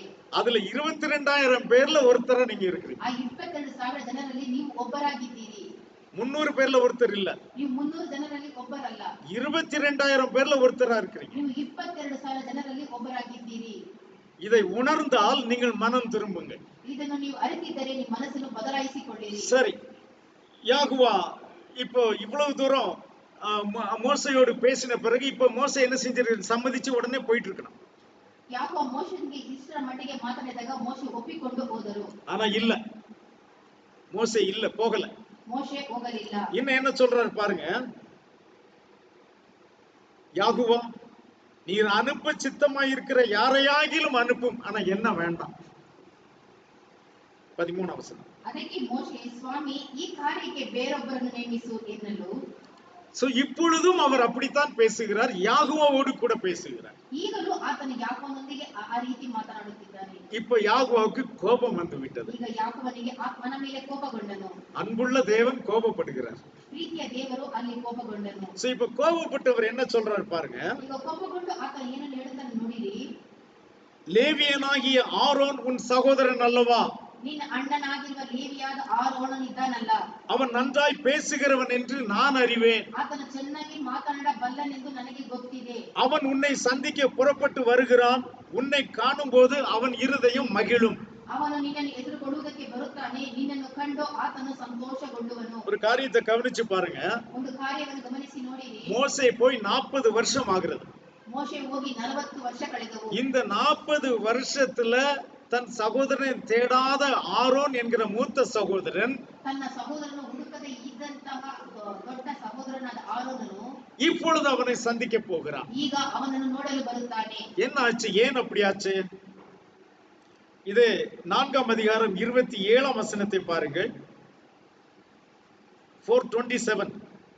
ಇದಲ್ಲದೆ ಯಾಕೋಬನು ಆರೋನನಿಗೆ, ನೀನು ಮೋಶೆನ ಎದುರುಗೊಳ್ಳುವುದಕ್ಕೆ ಅರಣ್ಯಕ್ಕೆ ಹೊರಟು ಹೋಗು ಎಂದು ಹೇಳಲಾಗಿ ಅವನು ಹೋಗಿ ದೇವರ ಬೆಟ್ಟದಲ್ಲಿ ಅವನನ್ನು ಎದುರುಗೊಂಡು ಮುದ್ದಿಟ್ಟನು. சோ இந்த 40 வருஷத்துல மோசேயை சந்திக்க போகாத ஆரோன் திடீர்னு போக காரணம் என்ன? யாகு அவனை சந்தித்து நீ உன் சகோதரனை சந்திக்க போ என்று சொன்னார். ಈ 40 ವರ್ಷದಿಂದ ಮೋಶೆಯನ್ನು ಹುಡುಕದೇ ಇದ್ದಂತಹ ಆರೋನನು ಯಾಗುವ ಹೇಳಿದ ಮೇಲೆ ಆರೋನ ಮೋಶೆಯನ್ನು ನೋಡಲು ಆರೋನ ಹೋಗುತ್ತಾನೆ. சோ இப்படித்தான் மோசேயை ஆரோன் சந்திக்கிறார். ಈ ರೀತಿಯಾಗಿ ಮೋಶೆಯನ್ನು ಆರೋನ ಎದುರುಗೊಳ್ಳುತ್ತಾನೆ. அப்பொழுது யாகுவா சொல்லுகிறார், ಆಗ ಯಾಗುವನು ಹೇಳುತ್ತಾನೆ, உனக்கு பதிலாக ஜனங்களோடு அவன் பேசுவான். ನಿನಗೆ ಬದಲಾಗಿ ಜನರೊಂದಿಗೆ ಆರೋನನು ಮಾತನಾಡುತ್ತಾನೆ. இவ்விதமாக அவன் உனக்கு வாயாக இருப்பான். ಈ ರೀತಿಯಾಗಿ ಆತನು ನಿನಗೆ ಬಾಯಿಯಾಗಿರುವನು. நீ அவனுக்கு தேவனாக இருப்பாய். ನೀನು ಅವನಿಗೆ ದೇವರಾಗಿರುವಿ. 15ஆம் வசனத்தில் அவர் என்ன சொல்லுகிறார் என்று பாருங்கள். ನೀನು ಅವನ ಸಂಗಡ ಮಾತನಾಡಿ ಹೇಳಬೇಕಾದ ಮಾತುಗಳನ್ನು ಅವನಿಗೆ ತಿಳಿಸಬೇಕು. ನಿನ್ನ ಬಾಯಿಗೂ ಅವನ ಬಾಯಿಗೂ ಸಹಾಯವಾಗಿದ್ದು ನೀವು ಮಾಡಬೇಕಾದದನ್ನು ಬೋಧಿಸುವೆನು. நீ அவனோட பேசி அவன் வாயில் வார்த்தைகளை போடு, நான் உன் வாயிலும் அவன் வாயிலும் இருந்து நீங்கள் செய்ய வேண்டியதை உங்களுக்கு சொல்லுவேன். அல்லேலூயா. இப்ப யாகுவா என்ன சொல்லுகிறாரு? நீ அவனோட பேசி அவன் வாயில் வார்த்தைகளை போடு என்று சொல்லுகிறார். நீ அவனೊಂದಿಗೆ ಮಾತನಾಡಿ ಅವನ ಬಾಯಿಗೆ ನೀನು ವಾಕ್ಯಗಳನ್ನು ಹಾಕು. சரி, அப்படின்னா நாம பொதுவா என்ன நினைப்போம்? ನಾವು ಸಾಮಾನ್ಯವಾಗಿ ಏನನ್ನು ನೆನೆಸಿಕೊಳ್ಳುತ್ತೇವೆ. பாருங்க, ரெண்டு பேரும் சந்திச்சு 40 வருஷம் ஆகுது. ಇಬ್ಬರು ನೋಡಿ 40 ವರ್ಷ ಕಳೆದವು. சோ 40 வருஷத்துக்கு முன்னாலும் ஆரோன் இவரை பார்த்திருக்கிறார். 40 ವರ್ಷಕ್ಕೆ ಮುಂಚೆ ಆರೋನನು ಮೋಶೆಯನ್ನು ನೋಡಿದ್ದನು. சோ அப்பொழுது இவர் திக்கு வாயில பேசுகிறதெல்லாம் அவர்கள் புரிந்து கொண்டிருப்பார்கள். ಆಗ ಮಂದ ನಾಲಿಗೆಯಿಂದ ಮಾತನಾಡುವುದನ್ನು ಆರೋನಿಗೆ ಚೆನ್ನಾಗಿ ಗೊತ್ತಿರುತ್ತಿತ್ತು. நம்ம வீட்டுல கூட நம்ம கவனிக்கிறோம்ல, சிலர் சரியா பேசலன்னா இவங்க இதைத்தான் பேச வர்றாங்கன்னு நமக்கு நல்லா புரியும். ನಮ್ಮ ಮನೆಯಲ್ಲಿರುವವರು ಸ್ವಲ್ಪ ಈ ರೀತಿ ಮಾತನಾಡಿದರೆ ನಮಗೆ ಮೊದಲೇ ತಿಳಿದಾಗುತ್ತದೆ, ಇದನ್ನೇ ಅವರು ಮಾತನಾಡುತ್ತಾರೆ. இவன் பேச முடியாதவர்கள் கை செய்கையால சொல்லுகிற விஷயத்தை கூட நம்மால புரிந்து கொள்ள முடியும். ಮಾತನಾಡಲು ಸಾಧ್ಯವಿಲ್ಲದವರು ಕೈಯ ಸನ್ನೆಯಿಂದ ಮಾತನಾಡುವುದು ನಾವು ತಿಳಿದುಕೊಳ್ಳುತ್ತೇವೆ. சோ அந்த வழியிலே இப்ப மோசே திக்குவாயினாலே பேசுவதை ஆரோன் புரிந்து கொள்ளுகிறார் என்பதற்காக யாகுவா ஆரோனை வர சொன்னார். ಆ ರೀತಿ ಮಂದ ನಾಲಿಗೆಯಿಂದ ಮಾತನಾಡುವ ಮಾತುಗಳನ್ನು ಆರೋನ ತಿಳಿದುಕೊಳ್ಳುತ್ತಾನೆ ಎಂಬುದಕ್ಕಾಗಿ ದೇವರು ಆರೋನನ್ನು ಮೋಶೆ ಬಳಿಗೆ ಕಳುಹಿಸುತ್ತಿದ್ದಾರೆ என்றுதான் நாம் நினைப்போம். ಎಂಬುದಾಗಿ ನಾವು ನೆನೆಸಿಕೊಳ್ಳುತ್ತೇವೆ. ஆனால் உண்மையில் அப்படி அல்ல. ಆದರೆ ನಿಜ ಆ ರೀತಿ ಅಲ್ಲ. அங்கே என்ன நடக்கிறது என்று பாருங்கள். ಅಲ್ಲಿ ಏನು ನಡೆಯುತ್ತದೆ ಎಂಬುದಾಗಿ ನೋಡಿರಿ. யாகுவா என்ன சொல்லுகிறார்? அவன் வாயிலே வார்த்தைகளை போடு, ಅವನ ಬಾಯಿಗೆ ವಾಕ್ಯಗಳನ್ನು ಹಾಕು. எந்த வார்த்தைகளை அவன் வாயிலே போட வேண்டும்? ಅವನ ಬಾಯಿಗೆ ಯಾವ ವಾಕ್ಯಗಳನ್ನು ಹಾಕಬೇಕು? யாகுவாவாகிய நான் பேசுகிற வார்த்தைகளை நீ அவன் வாயிலே போடு. ಯಾಗುವಾಗಿರುವ ನಾನು ಮಾತನಾಡುವ ಮಾತುಗಳನ್ನು ನೀನು ಅವನ ಬಾಯಿಯಲ್ಲಿ ಹಾಕು. மோசே ஆரோன் புரிந்து கொள்ளுகிறார் என்று சொல்லி எதையும் பேசிவிட முடியாது. ಮೋಶೆ ಆರೋನನ್ನು ತಿಳಿದುಕೊಂಡಿದ್ದನಂತೆ ಎಲ್ಲನನ್ನು ಮಾತನಾಡಲು ಸಾಧ್ಯವಿಲ್ಲ. எதை பேச யாகுவா சொல்லுகிறாரோ அந்த வார்த்தைகளை மட்டும் தான் பேச வேண்டும். ಯಾವುದನ್ನು ಮಾತನಾಡಬೇಕೆಂದು ಹೇಳುತ್ತಾರೋ ಆ ಮಾತುಗಳನ್ನು ಮಾತ್ರ ಮೋಶೆ ಮಾತನಾಡಬೇಕು. இப்போ மோசே பேசின வார்த்தைகளை அப்படியே ஆரோன் புரிந்து கொள்வாரா? ಮೋಶೆ ಮಾತನಾಡಿದ ಮಾತುಗಳನ್ನು ಆರೋನು ಹಾಗೆಯೇ ತಿಳಿದುಕೊಳ್ಳುತ್ತಾರಾ? ஒருவேளை உலக பிரகாரமாக பேசினால் அவர் புரிந்து கொள்வார். ಒಂದು ವೇಳೆ ಲೋಕದಲ್ಲಿ ನಡೆಯುವ ಪ್ರಕಾರ ಮಾತನಾಡಿದರೆ ಆತನು ತಿಳಿದುಕೊಳ್ಳಬಹುದು. ஆனால் இங்கே யாகுவா என்ன சொல்லுகிறார்? ಆದರೆ ಇಲ್ಲಿ ಯಾಗುವ ಏನನ್ನು ಹೇಳುತ್ತಾರೆ? நான் உன் வாயிலும் அவன் வாயிலும் இருந்து நீங்கள் செய்ய வேண்டியதை உங்களுக்கு உணர்த்துவேன். ನಿನ್ನ ಬಾಯಿಗೂ ಅವನ ಬಾಯಿಗೂ ಸಹಾಯವಾಗಿದ್ದು ನೀನು ಮಾಡಬೇಕಾದುದನ್ನು ಬೋಧಿಸುವೆನು. இப்போ மோசே பேசுகிற வார்த்தை தேவன் அருளிய வார்த்தை. ಮೋಶೆ ಮಾತನಾಡುವ ಮಾತುಗಳು ದೇವರು ಅನುಗ್ರಹಿಸಿದ ಮಾತುಗಳು. இப்போ ஆரோன் பேசுவதோ? ಆರೋನ್ ಮಾತನಾಡುವುದು, ஆரோன் பேசுவதும் ஆரோனுக்கு தேவன் அருளின வார்த்தை. ಆರೋನನ್ನು ಮಾತನಾಡುವುದು ಆರೋನನಿಗೆ ದೇವರು ಅನುಗ್ರಹಿಸಿದ ವಾಕ್ಯಗಳು. இவர் ஒன்னும் மோசே பேசுவதை டிரான்ஸ்லேட் பண்ணவில்லை. ಈತನು ಮೋಶೆ ಮಾತನಾಡಿದನು ಅವನು ಭಾಷಾಂತರ ಮಾಡಲಿಲ್ಲ. ஏன்னா யாகுவா என்ன சொல்றாரு? நான் உன் வாயிலே இருந்து பேசுவேன், அவன் வாயிலும் பேசுவேன். ಏಕೆಂದರೆ ಯಾಕೋಬ ಹೇಳುತ್ತಾರೆ, ನಿನ್ನ ಬಾಯಲ್ಲಿ ಮುಖಾಂತರ ಮಾತನಾಡುತ್ತಾನೆ, ಅವನ ಬಾಯಿಯ ಮುಖಾಂತರನೂ ಮಾತನಾಡುವೆನು. அப்ப மோசேக்கு தேவன் எந்த காரியத்தை வெளிப்படுத்துகிறாரோ, ಮೋಶೆಗೆ ಯಾವ ಕಾರ್ಯವನ್ನು ದೇವರು ಅಲ್ಲಿ ಪ್ರಕಟಿಸುತ್ತಾನೋ அதே வெளிப்பாட்டை ஆரோனும் பெற்று அதை ஜனங்களுக்கு சொல்லுகிறார். ಅದೇ ಪ್ರಕಟನ ಆರೋನ ಪಡೆದುಕೊಂಡು ಜನರಿಗೆ ಅವನು ಬೋಧಿಸುತ್ತಾನೆ. இங்கே மோசேயும் சொந்தமாக பேச முடியாது, ஆரோனும் சொந்தமாக பேச முடியாது. ಇಲ್ಲಿ ಮೋಶೆಯು ತನ್ನ ಸ್ವಂತಕ್ಕೆ ತಾನು ಮಾತನಾಡಲು ಸಾಧ್ಯವಿಲ್ಲ, ಆರೋನು ತನ್ನಷ್ಟಕ್ಕೆ ತನ್ನ ಸ್ವಂತವಾಗಿ ಮಾತನಾಡಲು ಸಾಧ್ಯವಿಲ್ಲ. மோசே என்ன சொல்லுகிறாரோ அதை மட்டும் தான் ஆரோனும் பேச வேண்டும். ಮೋಶೆ ಏನನ್ನು ಹೇಳುತ್ತಾರೋ ಅದನ್ನು ಮಾತ್ರ ಹಾಗೆ ಆರೋನನು ಮಾತನಾಡಬೇಕು. இரண்டு பேருக்கும் நடுவிலே யாகுவா இருந்து ஆமென் சொல்லுகிறார். ಈ ಇಬ್ಬರ ಮಧ್ಯದಲ್ಲಿ ಯಾಕೋಬನು ಇದ್ದುಕೊಂಡು ಆಮೆನ್ ಎಂಬುದಾಗಿ ಹೇಳುತ್ತಾರೆ. அப்போ ரெண்டு பேருக்குமே தேவனுடைய வெளிப்பாடு தேவைப்படுகிறது. ಈ ಇಬ್ಬರಿಗೂ ದೇವರ ಪ್ರಕಟಣೆ ಬೇಕಾಗಿದೆ. அப்ப வெளிப்பாடு இல்லாமல் அங்கே ஒரு காரியமும் நடக்காது. ಪ್ರಕಟಣೆ ಇಲ್ಲದೆ ಅಲ್ಲಿ ಯಾವ ಕಾರ್ಯವೂ ನಡೆಯುವುದಿಲ್ಲ. இப்போ ஒரு ஊழியக்காரன் உங்களிடத்தில் பேசுகிறான் என்றால் அவன் அபிஷேகத்தில் பேசுகிறான் என்று வைத்துக் கொள்ளுவோம். ಇಲ್ಲಿ ನೀವು ಬನ್ನಿ ಸೇವಕರು ಮಾತನಾಡುತ್ತಾರೆ ಅಂತ ತಿಳಿದುಕೊಂಡು ಅಭಿಷೇಕದೊಂದಿಗೆ ಮಾತನಾಡೋದು ತಿಳಿದುಕೊಳ್ಳಿರಿ. தேவன் கொடுத்த வெளிப்பாட்டினாலே உங்களோடு பேசுகிறார் என்று வைத்துக் கொள்ளுவோம். ದೇವರು ಕೊಟ್ಟಂತ ಪ್ರಕಟಣೆಯ ಮುಖಾಂತರ ನಿಮ್ಮೊಂದಿಗೆ ಮಾತನಾಡುತ್ತಾರೆ ಅಂತ ತಿಳಿದುಕೊಳ್ಳಿರಿ. இப்போ நீங்களும் அதை அப்படித்தான் ஏற்றுக்கொள்ள வேண்டும். ನೀವು ಅದನ್ನು ಹಾಗೆಯೇ ಒಪ್ಪಿಕೊಳ್ಳಬೇಕು. அதுக்கு வேறொரு வழி இல்லை. ಅದಕ್ಕೆ ಬೇರೆ ಮಾರ್ಗವೇ ಇಲ್ಲ. அப்ப இன்னொரு காரியத்தை நான் இங்கே உங்களுக்கு சொல்ல விரும்புகிறேன். ಈ ಮತ್ತೊಂದು ಕಾರ್ಯವನ್ನು ನಾನು ನಿಮಗೆ ಹೇಳಲು ಇಷ್ಟಪಡುತ್ತೇನೆ. இப்ப மோசே எப்படி பேசுகிறார்? ಈಗ ಮೋಶೆ ಯಾವ ರೀತಿ ಮಾತನಾಡುತ್ತಾರೆ? திக்கு வாயினாலே பேசுகிறார். ಅವನು ಮಂದ ನಾಲಿಗೆಯಿಂದ ಮಾತನಾಡುತ್ತಾನೆ. திக்கு வாயினாலே பேசுகிறார். யாரா சொல்லுங்கப்பா, திக்கு வாய்க்கு என்னது? என்ன கேளுங்க சிஸ்டர், என்ன சொல்லுங்க? ஓகே. சோ அதனால மந்த நாவில் திக்கு வாயினாலும் மந்த நாவினாலும் பேசுகிறார். ಅವನು ತೊದಲು ಮಾತಿನಿಂದಲೂ ಮಂದ ನಾಲಿಗೆಯಲ್ಲೂ ಮಾತನಾಡುತ್ತಾನೆ. ஏசாயா தீர்க்கதரிசியின் புத்தகம் 28ஆம் அதிகாரம் 11ஆம் வசனம். Isaiah chapter 28 verse 11. ಯೆಶಾಯ ಪ್ರವಾದಿಯ ಪುಸ್ತಕ 28ನೇ ಅಧ್ಯಾಯ 11ನೇ ವಚನ. ಹೌದು, ತೊದಲ ಮಾತಿನವರು ಅನ್ಯ ಭಾಷೆಗಳು ಇವರ ಮೂಲಕವಾಗಿ ಯಾಕೋಬನು ಈ ಜನರ ಮಧ್ಯದಲ್ಲಿ ಮಾತನಾಡುವನು. ஹல்லேலூயா. ஹல்லேலூயா. இப்போ கரெக்ட் டிரான்ஸ்லேஷன் உங்களுக்கு கிடைச்சிச்சுன்னு நினைக்கிறேன். அப்படிதானா? Okay okay. தேவன் திக்கு வாயினாலும் மந்த நாவினாலும் பேசுகிறார். ದೇವರು ಮಂದ ನಾಲಿಗೆಯಿಂದಲೂ ತೊದಲು ಮಾತುಗಳಿಂದಲೂ ಮಾತನಾಡುತ್ತಾರೆ. அவர் என்ன பேசுகிறார் என்கிறதான வெளிப்பாடு கிடைக்கும் பொழுது அது செய்தியாக வெளியே வருகிறது. ಆತನು ಏನು ಮಾತನಾಡುತ್ತಾ ಪ್ರಕಟಣೆ ಸಿಕ್ಕಿದಾಗ ಅದು ಸಂದೇಶವಾಗಿ ಹೊರಗಡೆ ಬರುತ್ತದೆ. இப்ப தேவன் இந்த கடைசி காலத்தில் கூட தன் ஜனங்களிடத்தில் இப்படி பேசுவேன் என்று வாக்குத்தத்தம் செய்திருக்கிறார். ದೇವರು ಕಡೆ ದಿನಗಳಲ್ಲಿ ಈ ರೀತಿಯಾಗಿ ಮಾತನಾಡುತ್ತಾರೆ, ಜನರಿಗೆ ಮಾತನಾಡುತ್ತಾರೆ ಎಂಬುದಾಗಿ ಹೇಳುತ್ತಾನೆ. அப்ப அங்கு ஒரு ஆரோன் இருந்து அதை மொழிபெயர்த்தது போல இப்பொழுதும் அந்த மொழிபெயர்ப்பு நமக்கு அவசியமாய் இருக்கிறது. ಆ ಕಾಲದಲ್ಲಿ ಆರೋನು ಅಲ್ಲಿದ್ದು ಹೇಗೆ ಭಾಷಾಂತರ ಮಾಡಿದರೋ ಆ ರೀತಿ ಈಗಲೂ ಭಾಷಾಂತರ ಮಾಡಕ್ಕೆ ಒಬ್ಬರು இது இப்படித்தான் இருக்கும் என்பதை தேவன் அன்றைக்கு மோசேயின் மூலமாக வெளிப்படுத்துகிறார். ಇದು ಈ ರೀತಿ ಇರುತ್ತದೆ ಎಂಬುದು ಮೋಶೆಯ ಮುಖಾಂತರ ದೇವರು ಅಲ್ಲಿ ತೋರಿಸಿಕೊಟ್ಟನು. ஹல்லேலூயா. ஹல்லேலூயா. இப்போ ஒரு விஷயத்தை நன்றாக கவனியுங்கள். ಇಲ್ಲಿ ಒಂದು ವಿಷಯ ಚೆನ್ನಾಗಿ ಗಮನಿಸಿಕೊಳ್ಳಿರಿ. மோசே பேசுவதை ஆரோன் மொழிபெயர்க்கிறதுனால ஆரோன் பரிசுத்தவான் என்பது அல்ல. ಮೋಶೆ ಮಾತನಾಡುವುದನ್ನು ಆರೋನು ಪ್ರಕಟಿಸಿದ್ದರಿಂದ ಆರೋನು ಪರಿಶುದ್ಧವಂತನೂ ಅಲ್ಲ. ஆரோன் எப்போ வரைக்கும் பரிசுத்தவானா இருக்க முடியும் தெரியுமா? ಆರೋನು ಎಲ್ಲಿಯವರೆಗೆ ಆತನು ಪರಿಶುದ್ಧವಾಗಿ ಇರಲು ಸಾಧ್ಯ ಇರುತ್ತದೆ? எது வரைக்கும் மோசையோடு கூட இருக்கிறாரோ அது வரைக்கும் தான் அவர் பரிசுத்தவானா இருக்க முடியும். ಎಲ್ಲಿ ಮೋಶೆ ಜೊತೆಗೆ ಆತನು ಎಲ್ಲಿಯ ತನಕ ಇರುತ್ತಾನೋ ಅಲ್ಲಿಯ ತನಕ ಮಾತ್ರ ಆತನು ಪರಿಶುದ್ಧವಾಗಿರಲು ಸಾಧ್ಯ. அதை நாம் வேதத்திலிருந்து பார்க்கிறோம். ಅದನ್ನು ಸತ್ಯವೇದದಲ್ಲಿ ನೋಡುತ್ತೇವೆ. ஒரு 40 நாள் இந்த மோசே ஆரோனை விட்டு தேவனுடைய பர்வதத்திற்கு போய்விட்டார். 40 ದಿವಸ ಆರೋನನ್ನು ಬಿಟ್ಟು ಮೋಶೆ ದೇವರ ಜೊತೆಗೆ ಬೆಟ್ಟಕ್ಕೆ ಹೋದರು. இப்ப ஆரோன் என்ன செய்தார்? ಈಗ ಆರೋನ್ ಏನು ಮಾಡಿದರು? தன் ஜனங்களை பாவம் செய்ய பண்ணினார். ತನ್ನ ಜನರನ್ನು ಪಾಪ ಮಾಡಲು ಆತನು ಬಿಟ್ಟನು. காரணம் என்ன? ಕಾರಣವೇನು? அவர் மோசையோடு இருக்கவில்லை.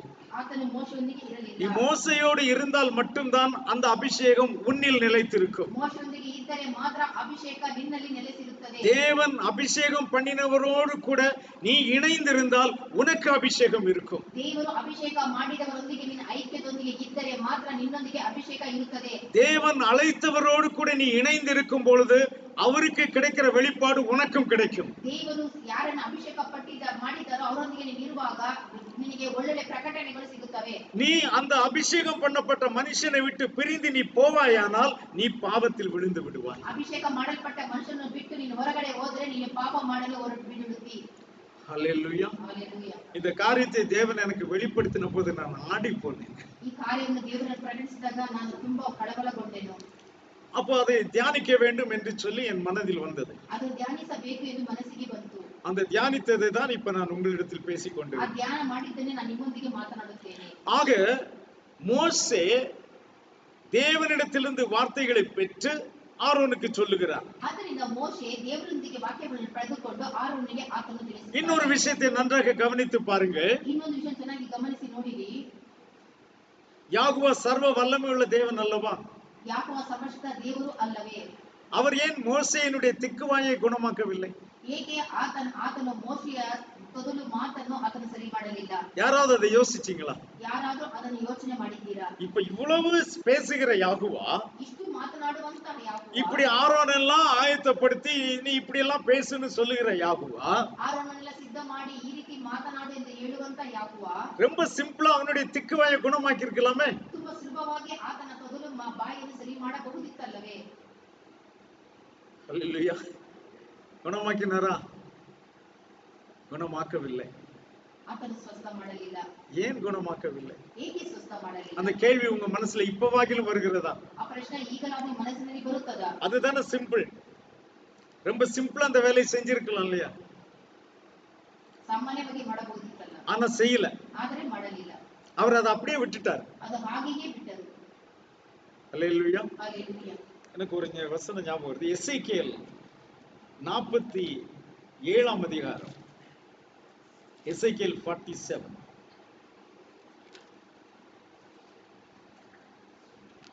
verses 10 and 11. ಎಸೆಕಿಯೇಲ್ ಪ್ರವಾದಿಯ ಪುಸ್ತಕ 47 ಅಧ್ಯಾಯ 10-11 ವಚನಗಳು. ಆಗ ಆ ಸಮುದ್ರದ ತೀರದಲ್ಲಿ ಬೆಸ್ತರು ನಿಂತಿದ್ದರು. ಏನ್ ಗೆದೆಯಿಂದ ಏನ್ ಎಗ್ಲೋಮ್ಯನವರೆಗೆ ದಡವೆಲ್ಲ ಬಲೆ ಹಾಸುವ ಸ್ಥಳವಾಗುವುದು. ಬಗೆ ಬಗೆಯ ಮೀನುಗಳು ಮಹಾಸಾಗರದ ಮೀನುಗಳಂತೆ ಅವರಿಗೆ ರಾಶಿ ಸಿಕ್ಕುವವು. ಆದರೆ ಅದರ ಸುತ್ತನ ಜುವುಗಳ ನೆಲವು ಸುಡುವು ಹೂಂಡಗಳು ಸಿಹಿ ಆಗುವುದಿಲ್ಲ. ஹல்லேலூயா. அப்பொழுது என்கேதி துவைக்க எனக்கலாயும் மட்டும் மீன் பிடிக்கிறவர்கள் அதன் கரையிலே நிற்பார்கள். அதெல்லாம் வலைகளை விரிக்கிற ஸ்தலமாய் இருக்கும். அதன் மச்சங்கள் பெரிய சமுத்திரத்தின் மச்சங்களை போல பல ஜாதியும் மகா ஏராளமாயிருக்கும். ஆனாலும் எங்க அந்த சமுத்திரம், ஆனாலும் அந்த சமுத்திரத்தினுடைய உளையான பள்ளங்களும் அதனுடைய மடுக்களும் ஆரோக்கியமாகாமல் உப்பாகவே விட்டுவிடப்படும். அல்லேலூயா. அந்த நல்ல தண்ணீர் வந்து விழுகிறதுனாலே அங்கே எல்லாம் ஆரோக்கியமாகும் என்று அதற்கு முந்தின வசனம் சொல்லுகிறது. ಒಳ್ಳೆ ನೀರು ಬಂದು ಬೀಳುವುದರಿಂದ ಅಲ್ಲಿ ಆರೋಗ್ಯ ಉಂಟಾಗುತ್ತದೆ ಎಂದು ಮುಂದಿನ ವಾಕ್ಯ ಹೇಳುತ್ತದೆ. ஆனால் கூட ಆದರೂ ಕೂಡ அந்த மடுக்களும் பள்ளங்களும் குணமாக்காமல் உப்பாகவே விட்டுவிடப்படும் என்று சொல்லுகிறார். ಆ ಜುವು ನೆಲವು ಸುಳುವು ಹೂಂಡಗಳು ಸಿಹಿ ಆಗುವುದಿಲ್ಲ, ಅವು ಉಪ್ಪು ಗಣಿಯಾಗುವವು. இதை அப்படியே மோசேயோடு ஒப்பிட்டு பாருங்க. ಇದು ಮೋಶೆಗೆ ಹಾಗೆ ಹೊಂದಿಸಿ ನೋಡಿರಿ. மோசேயின் மூலம் மோசேக்கு அபிஷேகத்தை கொடுத்து இவ்வளவு அதிசயங்களையும் அற்புதங்களையும் செய்கிறவர் அவனுடைய திக்கு நாவை குணப்படுத்தவில்லை.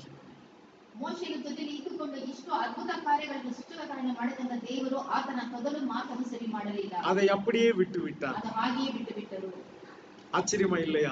ಅದು ಆಶ್ಚರ್ಯವಾಗಿಲ್ಲವೇ? நமக்குள்ள ஒரு கேள்வி வரவில்லையா? ನಮ್ಮಲ್ಲಿ ಒಂದು ಪ್ರಶ್ನೆ ಬರಲಿಲ್ಲವೇ? நீர் ஒரு வார்த்தை சொன்னால் போதுமே, அவன் திக்குவாய் நீங்கி அவன் சுகமடைந்து விடுவான். ನೀನು ಒಂದು ವಾಕ್ಯ ಹೇಳಿದರೆ ಸಾಕು, ಅವನ ತೊದಲು ಮಾತು ಹೋಗಿ ಅವನು ಸ್ವಸ್ಥನಾಗುತ್ತಾನಲ್ಲವೇ? ஆனால் தேவன் அவருடைய ஊழியத்தை செய்வதற்கு அவனை குறை உள்ளவனாகவே வைத்து விட்டார். ಏಕೆಂದರೆ ದೇವರು ಆತನ ಸೇವೆ ಮಾಡೋದಕ್ಕೋಸ್ಕರ ಅವನನ್ನು ಕೊರತೆ ಉಳ್ಳವನಾಗಿಯೇ ಇದ್ದನು. அருமையான தேவ பிள்ளையே, ದೇವರ ಮಕ್ಕಳೇ, உங்களிடத்தில் இன்றைக்கு அநேக குறைகள் இருக்கலாம். ನಿಮ್ಮ ಬಳಿಯಲ್ಲಿ ಇದರಲ್ಲಿ ಅನೇಕ ಕೊರತೆಗಳಿರಬಹುದು. இந்த குறைகள் நீங்கினால் நான் ஊழியத்துக்கு வருவேன் என்று சொல்லுகிறதான எண்ணங்கள் உங்களிடத்தில் ಈ காணப்படும். ಕೊರತೆ ನೀಗಿದರೆ ನಾನು ಸೇವೆಗೆ ಬರುತ್ತೇನೆ ಎಂಬ ಭಾವನೆ ನಿಮ್ಮಲ್ಲಿ ಇರಬಾರದು. இன்றைக்கு தேவன் இந்த வார்த்தையை கொண்டு உங்களோடு பேசுகிறார். ಈ ದಿನ ದೇವರು ಈ ವಾಕ್ಯಗಳನ್ನು ಇಟ್ಟುಕೊಂಡು ನಿಮ್ಮೊಂದಿಗೆ ಮಾತನಾಡುತ್ತಿದ್ದಾರೆ. அருமையான தேவ பிள்ளையே, ದೇವರ ಮಕ್ಕಳೇ, உன் குறைகள் தேவனுக்கு ஒரு பிரச்சனையே கிடையாது. ನಿನ್ನ ಒಂದು ಕೊರತೆ ದೇವರಿಗೆ ದೊಡ್ಡ ಸಮಸ್ಯೆಯೇ ಇಲ್ಲ. நீதான் அவருக்கு வேண்டும். ನೀನೇ ಆತನಿಗೆ ಬೇಕಾದ. நீ எந்த நிலையில் இருந்தாலும் அதை பற்றி தேவனுக்கு ஒரு பிரச்சனையே கிடையாது. ನೀನು ಎಂತ ಪರಿಸ್ಥಿತಿ ಇದ್ದರೂ ದೇವರಿಗೆ ಅದರ ಬಗ್ಗೆ ಯಾವುದೇ அதை ಇಲ್ಲ. அதை நிறையாக்கி அதை சரியாக்கி தேவன் உன்னை ஊழியத்திற்கு அழைக்க வேண்டும் என்று இல்லை. ಅದನ್ನು ಸರಿ ಮಾಡಿ ದೇವರು ನಿನ್ನ ಸೇವೆಗೆ ಕರೆಯಬೇಕು ಎಂಬುದಾಗಿ ಅಲ್ಲ. நீ எந்த நிலையில் இருக்கிறாயோ அந்த நிலையிலிருந்தே தேவன் உன்னை பயன்படுத்த முடியும். ನೀನು ಎಂತ ಪರಿಸ್ಥಿತಿಯಲ್ಲಿ ಇದೆಯೋ ಅದೇ ಪರಿಸ್ಥಿತಿಯಲ್ಲಿ ದೇವರು ನಿನ್ನನ್ನು ಉಪಯೋಗಿಸುತ್ತಾರೆ. எத்தனை பேர் அதை விசுவாசிக்கிறீங்க? ಆಮೆನ್. ஹல்லேலூயா. ஹல்லேலூயா. தேவை ஒப்பு கொடுப்பது மட்டும்தான். ಅವಶ್ಯಕತೆ ಒಪ್ಪಿಸಿಕೊಡುವುದು ಮಾತ್ರ. உண்மையான இருதயத்தோடு தேவனுக்கு ஒப்பு கொடுப்பதுதான் நமக்கு தேவை. ಪೂರ್ಣ ಹೃದಯದಿಂದ ದೇವರಿಗೆ ಒಪ್ಪಿಸಿಕೊಡುವುದೇ ಬೇಕಾಗಿದೆ. அவர்கள் எவ்வளவு குறை உள்ளவர்களாய் இருந்தாலும் சரி, ಅವರು ಎಷ್ಟು ಕೊರತೆ ಉಳ್ಳವರಾಗಿದ್ದರೂ ಸರಿ, அவர்களை வைத்து பெரிய காரியங்களை செய்ய நம்முடைய தேவன் வல்லமை உள்ளவராய். ಅವುಗಳನ್ನು ಇಟ್ಟುಕೊಂಡು ದೇವರು ಅವರು ದೊಡ್ಡ ದೊಡ್ಡ ಕಾರ್ಯಗಳನ್ನು ಮಾಡಲು ಆತನು ಶಕ್ತನಾಗಿದ್ದಾನೆ. மேலும் இதை குறித்து நான் தேவனிடத்திலே கேட்கும்போது அவர் எனக்கு சொன்ன விஷயம் என்ன, ನಾನು ದೇವರ ಬಳಿಯಲ್ಲಿ ಇದನ್ನು ಇಟ್ಟುಕೊಂಡು ಇನ್ನು ಕೇಳಿದರೆ ಆತನು ನನಗೆ ಹೇಳಿದಂತ ವಿಷಯವೇನು. இப்ப மோசே நன்றாக பேசுகிறார் என்று வைத்துக் கொள்வோம். ಮೋಶೆ ಚೆನ್ನಾಗಿ ಮಾತನಾಡುತ್ತಾನೆ. மோசே சொல்லுகிற வார்த்தையெல்லாம் தேவன் தான் கொடுக்கிறார் என்று எந்த ஆதாரமும் இல்லை. ಮೋಶೆ ಮಾತನಾಡುವ ಎಲ್ಲ ಮಾತುಗಳು ದೇವರೇ ಕೊಡುತ್ತಾನೆ ಎಂಬುದಕ್ಕೆ ಯಾವ ಆಧಾರವೂ ಇಲ್ಲ. அவர் சுயமாக கூட பேசலாம். ಅವರು ಸ್ವಂತವಾಗಿ ಮಾತನಾಡಬಹುದು. ஆனால் தேவன் அங்கு ஒரு அடையாளத்தை வைக்கிறார். ದೇವರು ಅಲ್ಲಿ ಒಂದು ಗುರುತನ್ನು ಇಡುತ್ತಾನೆ. மோசே என்ன சொல்ல நினைக்கிறாரோ, ಮೋಶೆ ಏನನ್ನು ಹೇಳಲು ನೆನೆಸಿಕೊಳ್ಳುತ್ತಾರೋ அதை ஆரோன் பேசுகிறார். ಅದು ಆರೋನನ್ನು ಮಾತನಾಡುತ್ತಾನೆ. மோசே பேசுவதுதான் ஆரோனுக்கு தெரியாமல் போகும். ಮೋಶೆ ಮಾತನಾಡುವುದು ಆರೋನಿಗೆ ತಿಳಿಯದೆ ಹೋಗಬಹುದು. ஆனால் ஆரோன் பேசுவது மோசேக்கு தெரியும். ಆರೋನ್ ಮಾತನಾಡುವುದು ಮೋಶೆಗೆ ಗೊತ್ತಿರುತ್ತದೆ. அப்ப இவர் சொல்லுகிற வார்த்தையை ஆரோன் தவறாக சொன்னால், ಈತನು ಹೇಳುವ ಮಾತುಗಳನ್ನು ಆರೋನು ತಪ್ಪಾಗಿ ಮಾತನಾಡಿದರೆ மோசே அவரை அங்கேயே நிறுத்தி விடுவார். ಮೋಶೆ ಅಲ್ಲೇ ಆತನನ್ನು ನಿಲ್ಲಿಸಿ ಬಿಡುತ್ತಾನೆ. இல்ல, நீ சொல்வது தப்பு, ಇಲ್ಲ, ನೀನು ಮಾತನಾಡುವುದು ತಪ್ಪು. தேவன் இப்படி சொல்லவில்லை. ದೇವರು ಈ ರೀತಿ ಹೇಳಲಿಲ್ಲ. அப்ப அவர் அதை சரியாக திருத்தி அங்கே சொல்லும் பொழுது, ಅಲ್ಲಿ ಆತನನ್ನು ಚೆನ್ನಾಗಿ ತಿದ್ದಿ ಹೇಳುವಾಗ கேட்கிற ஜனங்களுக்கு ஒரு உண்மை புலப்படுகிறது. ಅಲ್ಲಿ ಕೇಳುವಾಗ ಜನರಿಗೆ ಒಂದು ಸತ್ಯ ಒಳಗಡೆ ಬರುತ್ತದೆ. இது இவர்கள் சொந்தமாக பேசவில்லை, யாகுவாதான் இவர்களை கொண்டு பேசுகிறார். ಇವರು ಸ್ವಂತವಾಗಿ ಮಾತನಾಡಿಲ್ಲ, ಯಾಕೋ ಇವರೊಂದಿಗೆ ಮಾತನಾಡುತ್ತದೆ ಎಂದು இதை யாகுவா அங்கே ஜனங்களுக்கு நிரூபிக்கிறார். ಇಲ್ಲಿ ಯಾವ ಜನರಿಗೆ ಅದನ್ನು ನಿರೂಪಿಸುತ್ತಾನೆ. ஆகையினால தான் மோசேயை தேவன் குணமாக்காமல் விட்டு விட்டார். ಆದ್ದರಿಂದ ಯಾಕೋ ಮೋಶೆಯನ್ನು ಸ್ವಸ್ಥ ಮಾಡಲೇ ಇಲ್ಲ. ஹalleluya. ஏன்னா மோசேக்கு தான் அது தடைய ஒழிய யாகுவாவுக்கு அது ஒரு தடை அல்ல. ಮೋಶೆಗೆ ತಡೆಯಾಗಿರುವುದು ಯಾಕೋವನಿಗೆ ಅಲ್ಲ. யாகுவா தான் விரும்புகிறதை யாரை கொண்டாகிலும் செய்ய வல்லவராயிருக்கிறார். ಯಾಕೋ ಇಷ್ಟಪಡುವುದನ್ನು ಯಾರ ಮುಖಾಂತರ ಬೇಕಾದರೂ ಮಾಡುತ್ತಾನೆ. ஆகவே மோசே எல்லா விஷயத்திலும் உண்மை உள்ளவன் என்பதை இந்த உலகத்துக்கு உணர்த்தும்படியாக ಮೋಶೆ ಎಲ್ಲದರಲ್ಲೂ ಉತ್ತಮ ಉಳ್ಳವನು ಎಂದು ಈ ಲೋಕಕ್ಕೆ ತೋರಿಸಿಕೊಡುವುದಕ್ಕಾಗಿ தேவன் அவனுடைய குறையை குணமாக்கவே இல்லை. ದೇವರು ಆತನ ಕೊರತೆಯನ್ನು ಆತನು ಗುಣಪಡಿಸಲೇ ಇಲ್ಲ. அந்த குறையோடு கூட தேவன் அவனை பயன்படுத்தினார். ಆ ಕೊರತೆಯೊಂದಿಗೆ ದೇವರು ಆತನನ್ನು ಉಪಯೋಗಿಸಿದನು. கடைசியிலே ஒரு நாள் யாகுவா சொல்லுகிறார், ಕಡೆಯಲ್ಲಿ ಯಾಕೋ ಆತನಿಗೆ ಒಂದು ಮಾತನ್ನು ಹೇಳುತ್ತಾರೆ, மோசே என் வீட்டில் எங்கும் உண்மையுள்ளவன். ಮೋಶೆ ನನ್ನ ಮನೆಯಲ್ಲಿ ಆತನು ಉತ್ತಮ ಉಳ್ಳವನು. ஹல்லேலூயா. ಹಲ್ಲೆಲೂಯಾ. என்று தேவனே மோசேயை குறித்து சாட்சி கொடுக்கிறார். ದೇವರೇ ಮೋಶೆಯ ಬಗ್ಗೆ ಸಾಕ್ಷಿಯನ್ನು ಕೊಡುತ್ತಾರೆ. நீ திக்குவாய் உள்ளவனாய் இருந்தாலும் சரி, ನೀನು ತೊದಲು ಬಾತು ಉಳ್ಳವನಾಗಿದ್ದರೂ ಸರಿಯೇ, வேறு பலவீனங்கள் உள்ளவனாய் இருந்தாலும் சரி, ನೀನು ಬೇರೆ ಬಲಹೀನನಾಗಿದ್ದರೂ ಸರಿಯೇ, நீ உன்னை உண்மையாக தேவனுக்கு ஒப்பு கொடுப்பாயானால் ನೀನು ನಿನ್ನನ್ನು ಪೂರ್ತಿಯಾಗಿ ದೇವರಿಗೆ ಒಪ್ಪಿಸಿಕೊಟ್ಟರೆ மோசேக்கு கொடுத்தது போல ஒரு சாட்சியை தேவன் உன்னை குறித்து கொடுப்பார். ಮೋಶೆಗೆ ಕೊಟ್ಟಂತ ಸಾಕ್ಷಿಯನ್ನು ದೇವರು ನಿನಗೂ ಕೊಡುತ್ತಾರೆ. ஹல்லேலூயா. ಹಲ್ಲೆಲೂಯಾ. உன் மூலமாக தேவன் மகிமைப்படுவார். ನಿನ್ನ ಮುಖಾಂತರವಾಗಿ ದೇವರು ಮಹಿಮೆ உன் ಹೊಂದುವರು. மூலமாக மக்கள் தேவனுடைய மகிமையை காண்பார். ನಿನ್ನ ಮುಖಾಂತರ ದೇವರು ನಿಮ್ಮ ಮುಖಾಂತರ ದೇವರು ಮಕ್ಕಳಿಗೆ ಮಹಿಮೆ இவனை ತೋರಿಸುತ್ತಾರೆ. ஒப்பு கொடுத்தால் போதுமா? ನೀವು ಒಪ್ಪಿಸಿಕೊಟ್ಟರೆ ಸಾಕು. நாம் ஜெபிக்கலாம். ನಾವು ಪ್ರಾರ್ಥನೆ ಮಾಡೋಣ. எங்களை அளவில்லாமல் நேசிக்கிற எங்கள் பரலோக பிதாவே, ನಮ್ಮನ್ನು ಅತಿ ಹೆಚ್ಚಾಗಿ ಪ್ರೀತಿಸುವಂತ ನಮ್ಮ ಪರಲೋಕ ದೇವರೇ, இந்த வேளைக்காக நாங்கள் உமக்கு நன்றி செலுத்துகிறோம். ಈ ಸಮಯಕ್ಕಾಗಿ ನಾವು ನಿಮಗೆ ಕೃತಜ್ಞತೆ ಸಲ್ಲಿಸುತ್ತೇವೆ. தேவரீர் உம்முடைய வார்த்தையை கொண்டு நீர் எங்களோடு பேசினீர் என்று நாங்கள் விசுவாசிக்கிறோம். ದೇವರೇ, ನಿನ್ನ ವಾಕ್ಯದೊಂದಿಗೆ ನಮ್ಮೊಂದಿಗೆ ಮಾತನಾಡಿದ್ದೀವಿ ಎಂದು ನಂಬುತ್ತೇವೆ. பரத்திலிருந்து கொடுக்காவிட்டால் ஒருவனும் பெற்றுக்கொள்ள மாட்டான் என்று யாகுஷுவா மசிஹாவை நீர் சொல்லி இருக்கிறீர். ಪರಲೋಕದಿಂದ ಕೊಡದಿದ್ದರೆ ಯಾರು ಒಬ್ಬನು ಪಡೆದುಕೊಳ್ಳಲು ಆಗುವುದಿಲ್ಲ ಯಾಕೋಶ್ವ ಮೆಸ್ಸಿಯ ನೀವು ಹೇಳುತ್ತೀರಲ್ಲ. நீர் பரத்திலிருந்து இதை எங்களுக்கு கொடுத்திருக்கிறீர் என்று நாங்கள் விசுவாசிக்கிறோம். ನೀನು ಪರಲೋಕದಿಂದ ನಮಗೆ ಇದನ್ನು ಕೊಟ್ಟಿದ್ದೀನು ನಾವು ನಂಬುತ್ತೇವೆ. இந்த வார்த்தையிலிருந்து நாங்கள் எதை தெரிந்து கொள்ள வேண்டும் என்று நீர் வாஞ்சிக்கிறீரோ, ಈ ವಾಕ್ಯದಿಂದ ನಾವು ಏನು ತಿಳಿದುಕೊಳ್ಳಬೇಕೆಂದು ನೀವು ಇಚ್ಛಿಸುತ್ತೀರೋ அதை நாங்கள் தெரிந்து கொள்ளும்படியாக நீர் கிருபை செய்யும். ಅದನ್ನು ನಾವು ತಿಳಿದುಕೊಳ್ಳುವಂತೆ ನಮಗೆ ಕೃಪೆ ಮಾಡು. அது எங்கள் வாழ்க்கையை உமக்காக மாற்றட்டும். ಆ ವಾಕ್ಯಗಳು ನಮ್ಮನ್ನು ನಿಮಗೋಸ್ಕರ ಅದು ಮಾರ್ಪಡಿಸಲಿ. உம்முடைய சித்தத்தை செய்யும்படியாக நாங்கள் எங்களை அர்ப்பணிக்கிறோம். ನಿಮ್ಮ ಚಿತ್ತವನ್ನು ಮಾಡೋದಕ್ಕೋಸ್ಕರ ನಮ್ಮನ್ನು ನಾವೇ ಅರ್ಪಿಸುತ್ತೇವೆ. எங்கள் குறைகளை குறித்து மேன்மை பாராட்ட அல்ல தகப்பனே, ನಮ್ಮ ಕೊರತೆಗಳ ಕುರಿತು ನಾವು ಹೇಳುವುದಕ್ಕೋಸ್ಕರ ಅಲ್ಲ ದೇವರೇ. எங்கள் குறைகளோடு கூட நாங்கள் உம்மிடத்திலே வருகிறோம். ನಮ್ಮ ಕೊರತೆಗಳೊಂದಿಗೆ ನಾವು ನಿಮ್ಮ ಜೊತೆಗೆ ಬರುತ್ತೇವೆ. எங்களை நடத்த நீர் வல்லவராயிருக்கிறீர். ನಮ್ಮನ್ನು ನಡೆಸಲು ನೀನು ಶಕ್ತನಾಗಿದ್ದೀ. ஒரு அற்பனை கொண்டும் ஒரு நீசனை கொண்டும் பெரிய காரியங்களை செய்ய நீர் வல்லவராயிருக்கிறீர். ಒಬ್ಬ ಅಲ್ಪನನ್ನು ಇಟ್ಟುಕೊಂಡು ದೊಡ್ಡ ಕಾರ್ಯ ಮಾಡಲು ನೀನು ಶಕ್ತನಾಗಿದ್ದೀ. உம்முடைய கரத்திலே எங்களை தாழ்த்தி ஒப்பு கொடுக்கிறோம். ನಿನ್ನ ಕರಗಳಲ್ಲಿ ನಮ್ಮನ್ನು ಪೂರ್ತಿಯಾಗಿ ಒಪ್ಪಿಸಿಕೊಡುತ್ತೇವೆ. எங்களை ஏற்றுக்கொண்டு உம்முடைய சித்தம் எங்கள் வாழ்வில் நிறைவேறும்படி நீர் செய்வீராக. ನಮ್ಮನ್ನು ಸ್ವೀಕರಿಸಿಕೊಂಡು ನಿಮ್ಮ ಚಿತ್ತವನ್ನು ನಮ್ಮ ಜೀವನದಲ್ಲಿ ನೆರವೇರಿಸು. தேவரீர் வந்திருக்கிற ஒவ்வொரு பிள்ளைகளையும் பேர் பேராய் தனித்தனியாய் நீர் ஆசீர்வதித்தார். ಈ ಬಂದಂತ ಪ್ರತಿಯೊಬ್ಬ ಮಕ್ಕಳನ್ನು ನೀನು ಹೆಸರಿಟ್ಟು ಪ್ರತ್ಯೇಕವಾಗಿ ಒಬ್ಬೊಬ್ಬರನ್ನು ಆಶೀರ್ವದಿಸು. எங்கள் மத்தியிலே சாட்சி கொடுத்த பிள்ளைகளையும் செய்தி கொடுத்த மகனையும் கூட நீர் ஆசீர்வதித்தார். ನಮ್ಮ ಮಧ್ಯದಲ್ಲಿ ಸಾಕ್ಷಿ ಹೇಳಿದಂತ ಮಕ್ಕಳನ್ನು ಸಂದೇಶ ಕೊಟ್ಟಂತ ಮಗನನ್ನು ನೀನು ಆಶೀರ್ವದಿಸು. தூர இடத்திலிருந்து சகோதரன் சைமன் குடும்பத்தை எங்கள் மத்தியிலே கொண்டு வந்து நாங்கள் மகிழும்படியாக செய்தீர். உமக்கு நன்றி அப்பா. ದೂರದಿಂದ ಸೈಮನ್ ಕುಟುಂಬವನ್ನಲ್ಲಿ ಕರೆದುಕೊಂಡು ಬಂದು ನಾವು ಸಂತೋಷ ಪಡುವಂತ ಮಾಡಿದ್ದಕ್ಕಾಗಿ ನಿನಗೆ ಸ್ತೋತ್ರ. நாளை அவர்கள் செய்ய போகிற அந்த பிரயாணத்தை கூட ஆசீர்வதி. ನಾಳೆ ಅವರು ಮಾಡಲಿರುವಂತಹ ಪ್ರಯಾಣವನ್ನು ನೀನು ಆಶೀರ್ವದಿಸು. அங்கிருந்து நல்ல செய்திகளை கேட்கும்படியாக கிருபை செய். ಅಲ್ಲಿಂದ ಒಳ್ಳೆಯ ಶುಭ ಸಂದೇಶವನ್ನು ಕೇಳುವುದಕ್ಕೆ ನಮಗೆ ಸಹಾಯ ಮಾಡು. உம்முடைய பிள்ளைகளை உம்முடைய நாமத்திற்காக நீர் பயன்படுத்தும். ನಿನ್ನ ಮಕ್ಕಳನ್ನು ನಮಗೋಸ್ಕರ ಉಪಯೋಗಿಸು. விசேஷித்த அபிஷேகத்தை உம்முடைய பிள்ளைகளுக்கு நீர் தாரும். ವಿಶೇಷವಾದ ಅಭಿಷೇಕವನ್ನು ನಿನ್ನ ಮಕ್ಕಳಿಗೆ ನೀನು ಕೊಡು.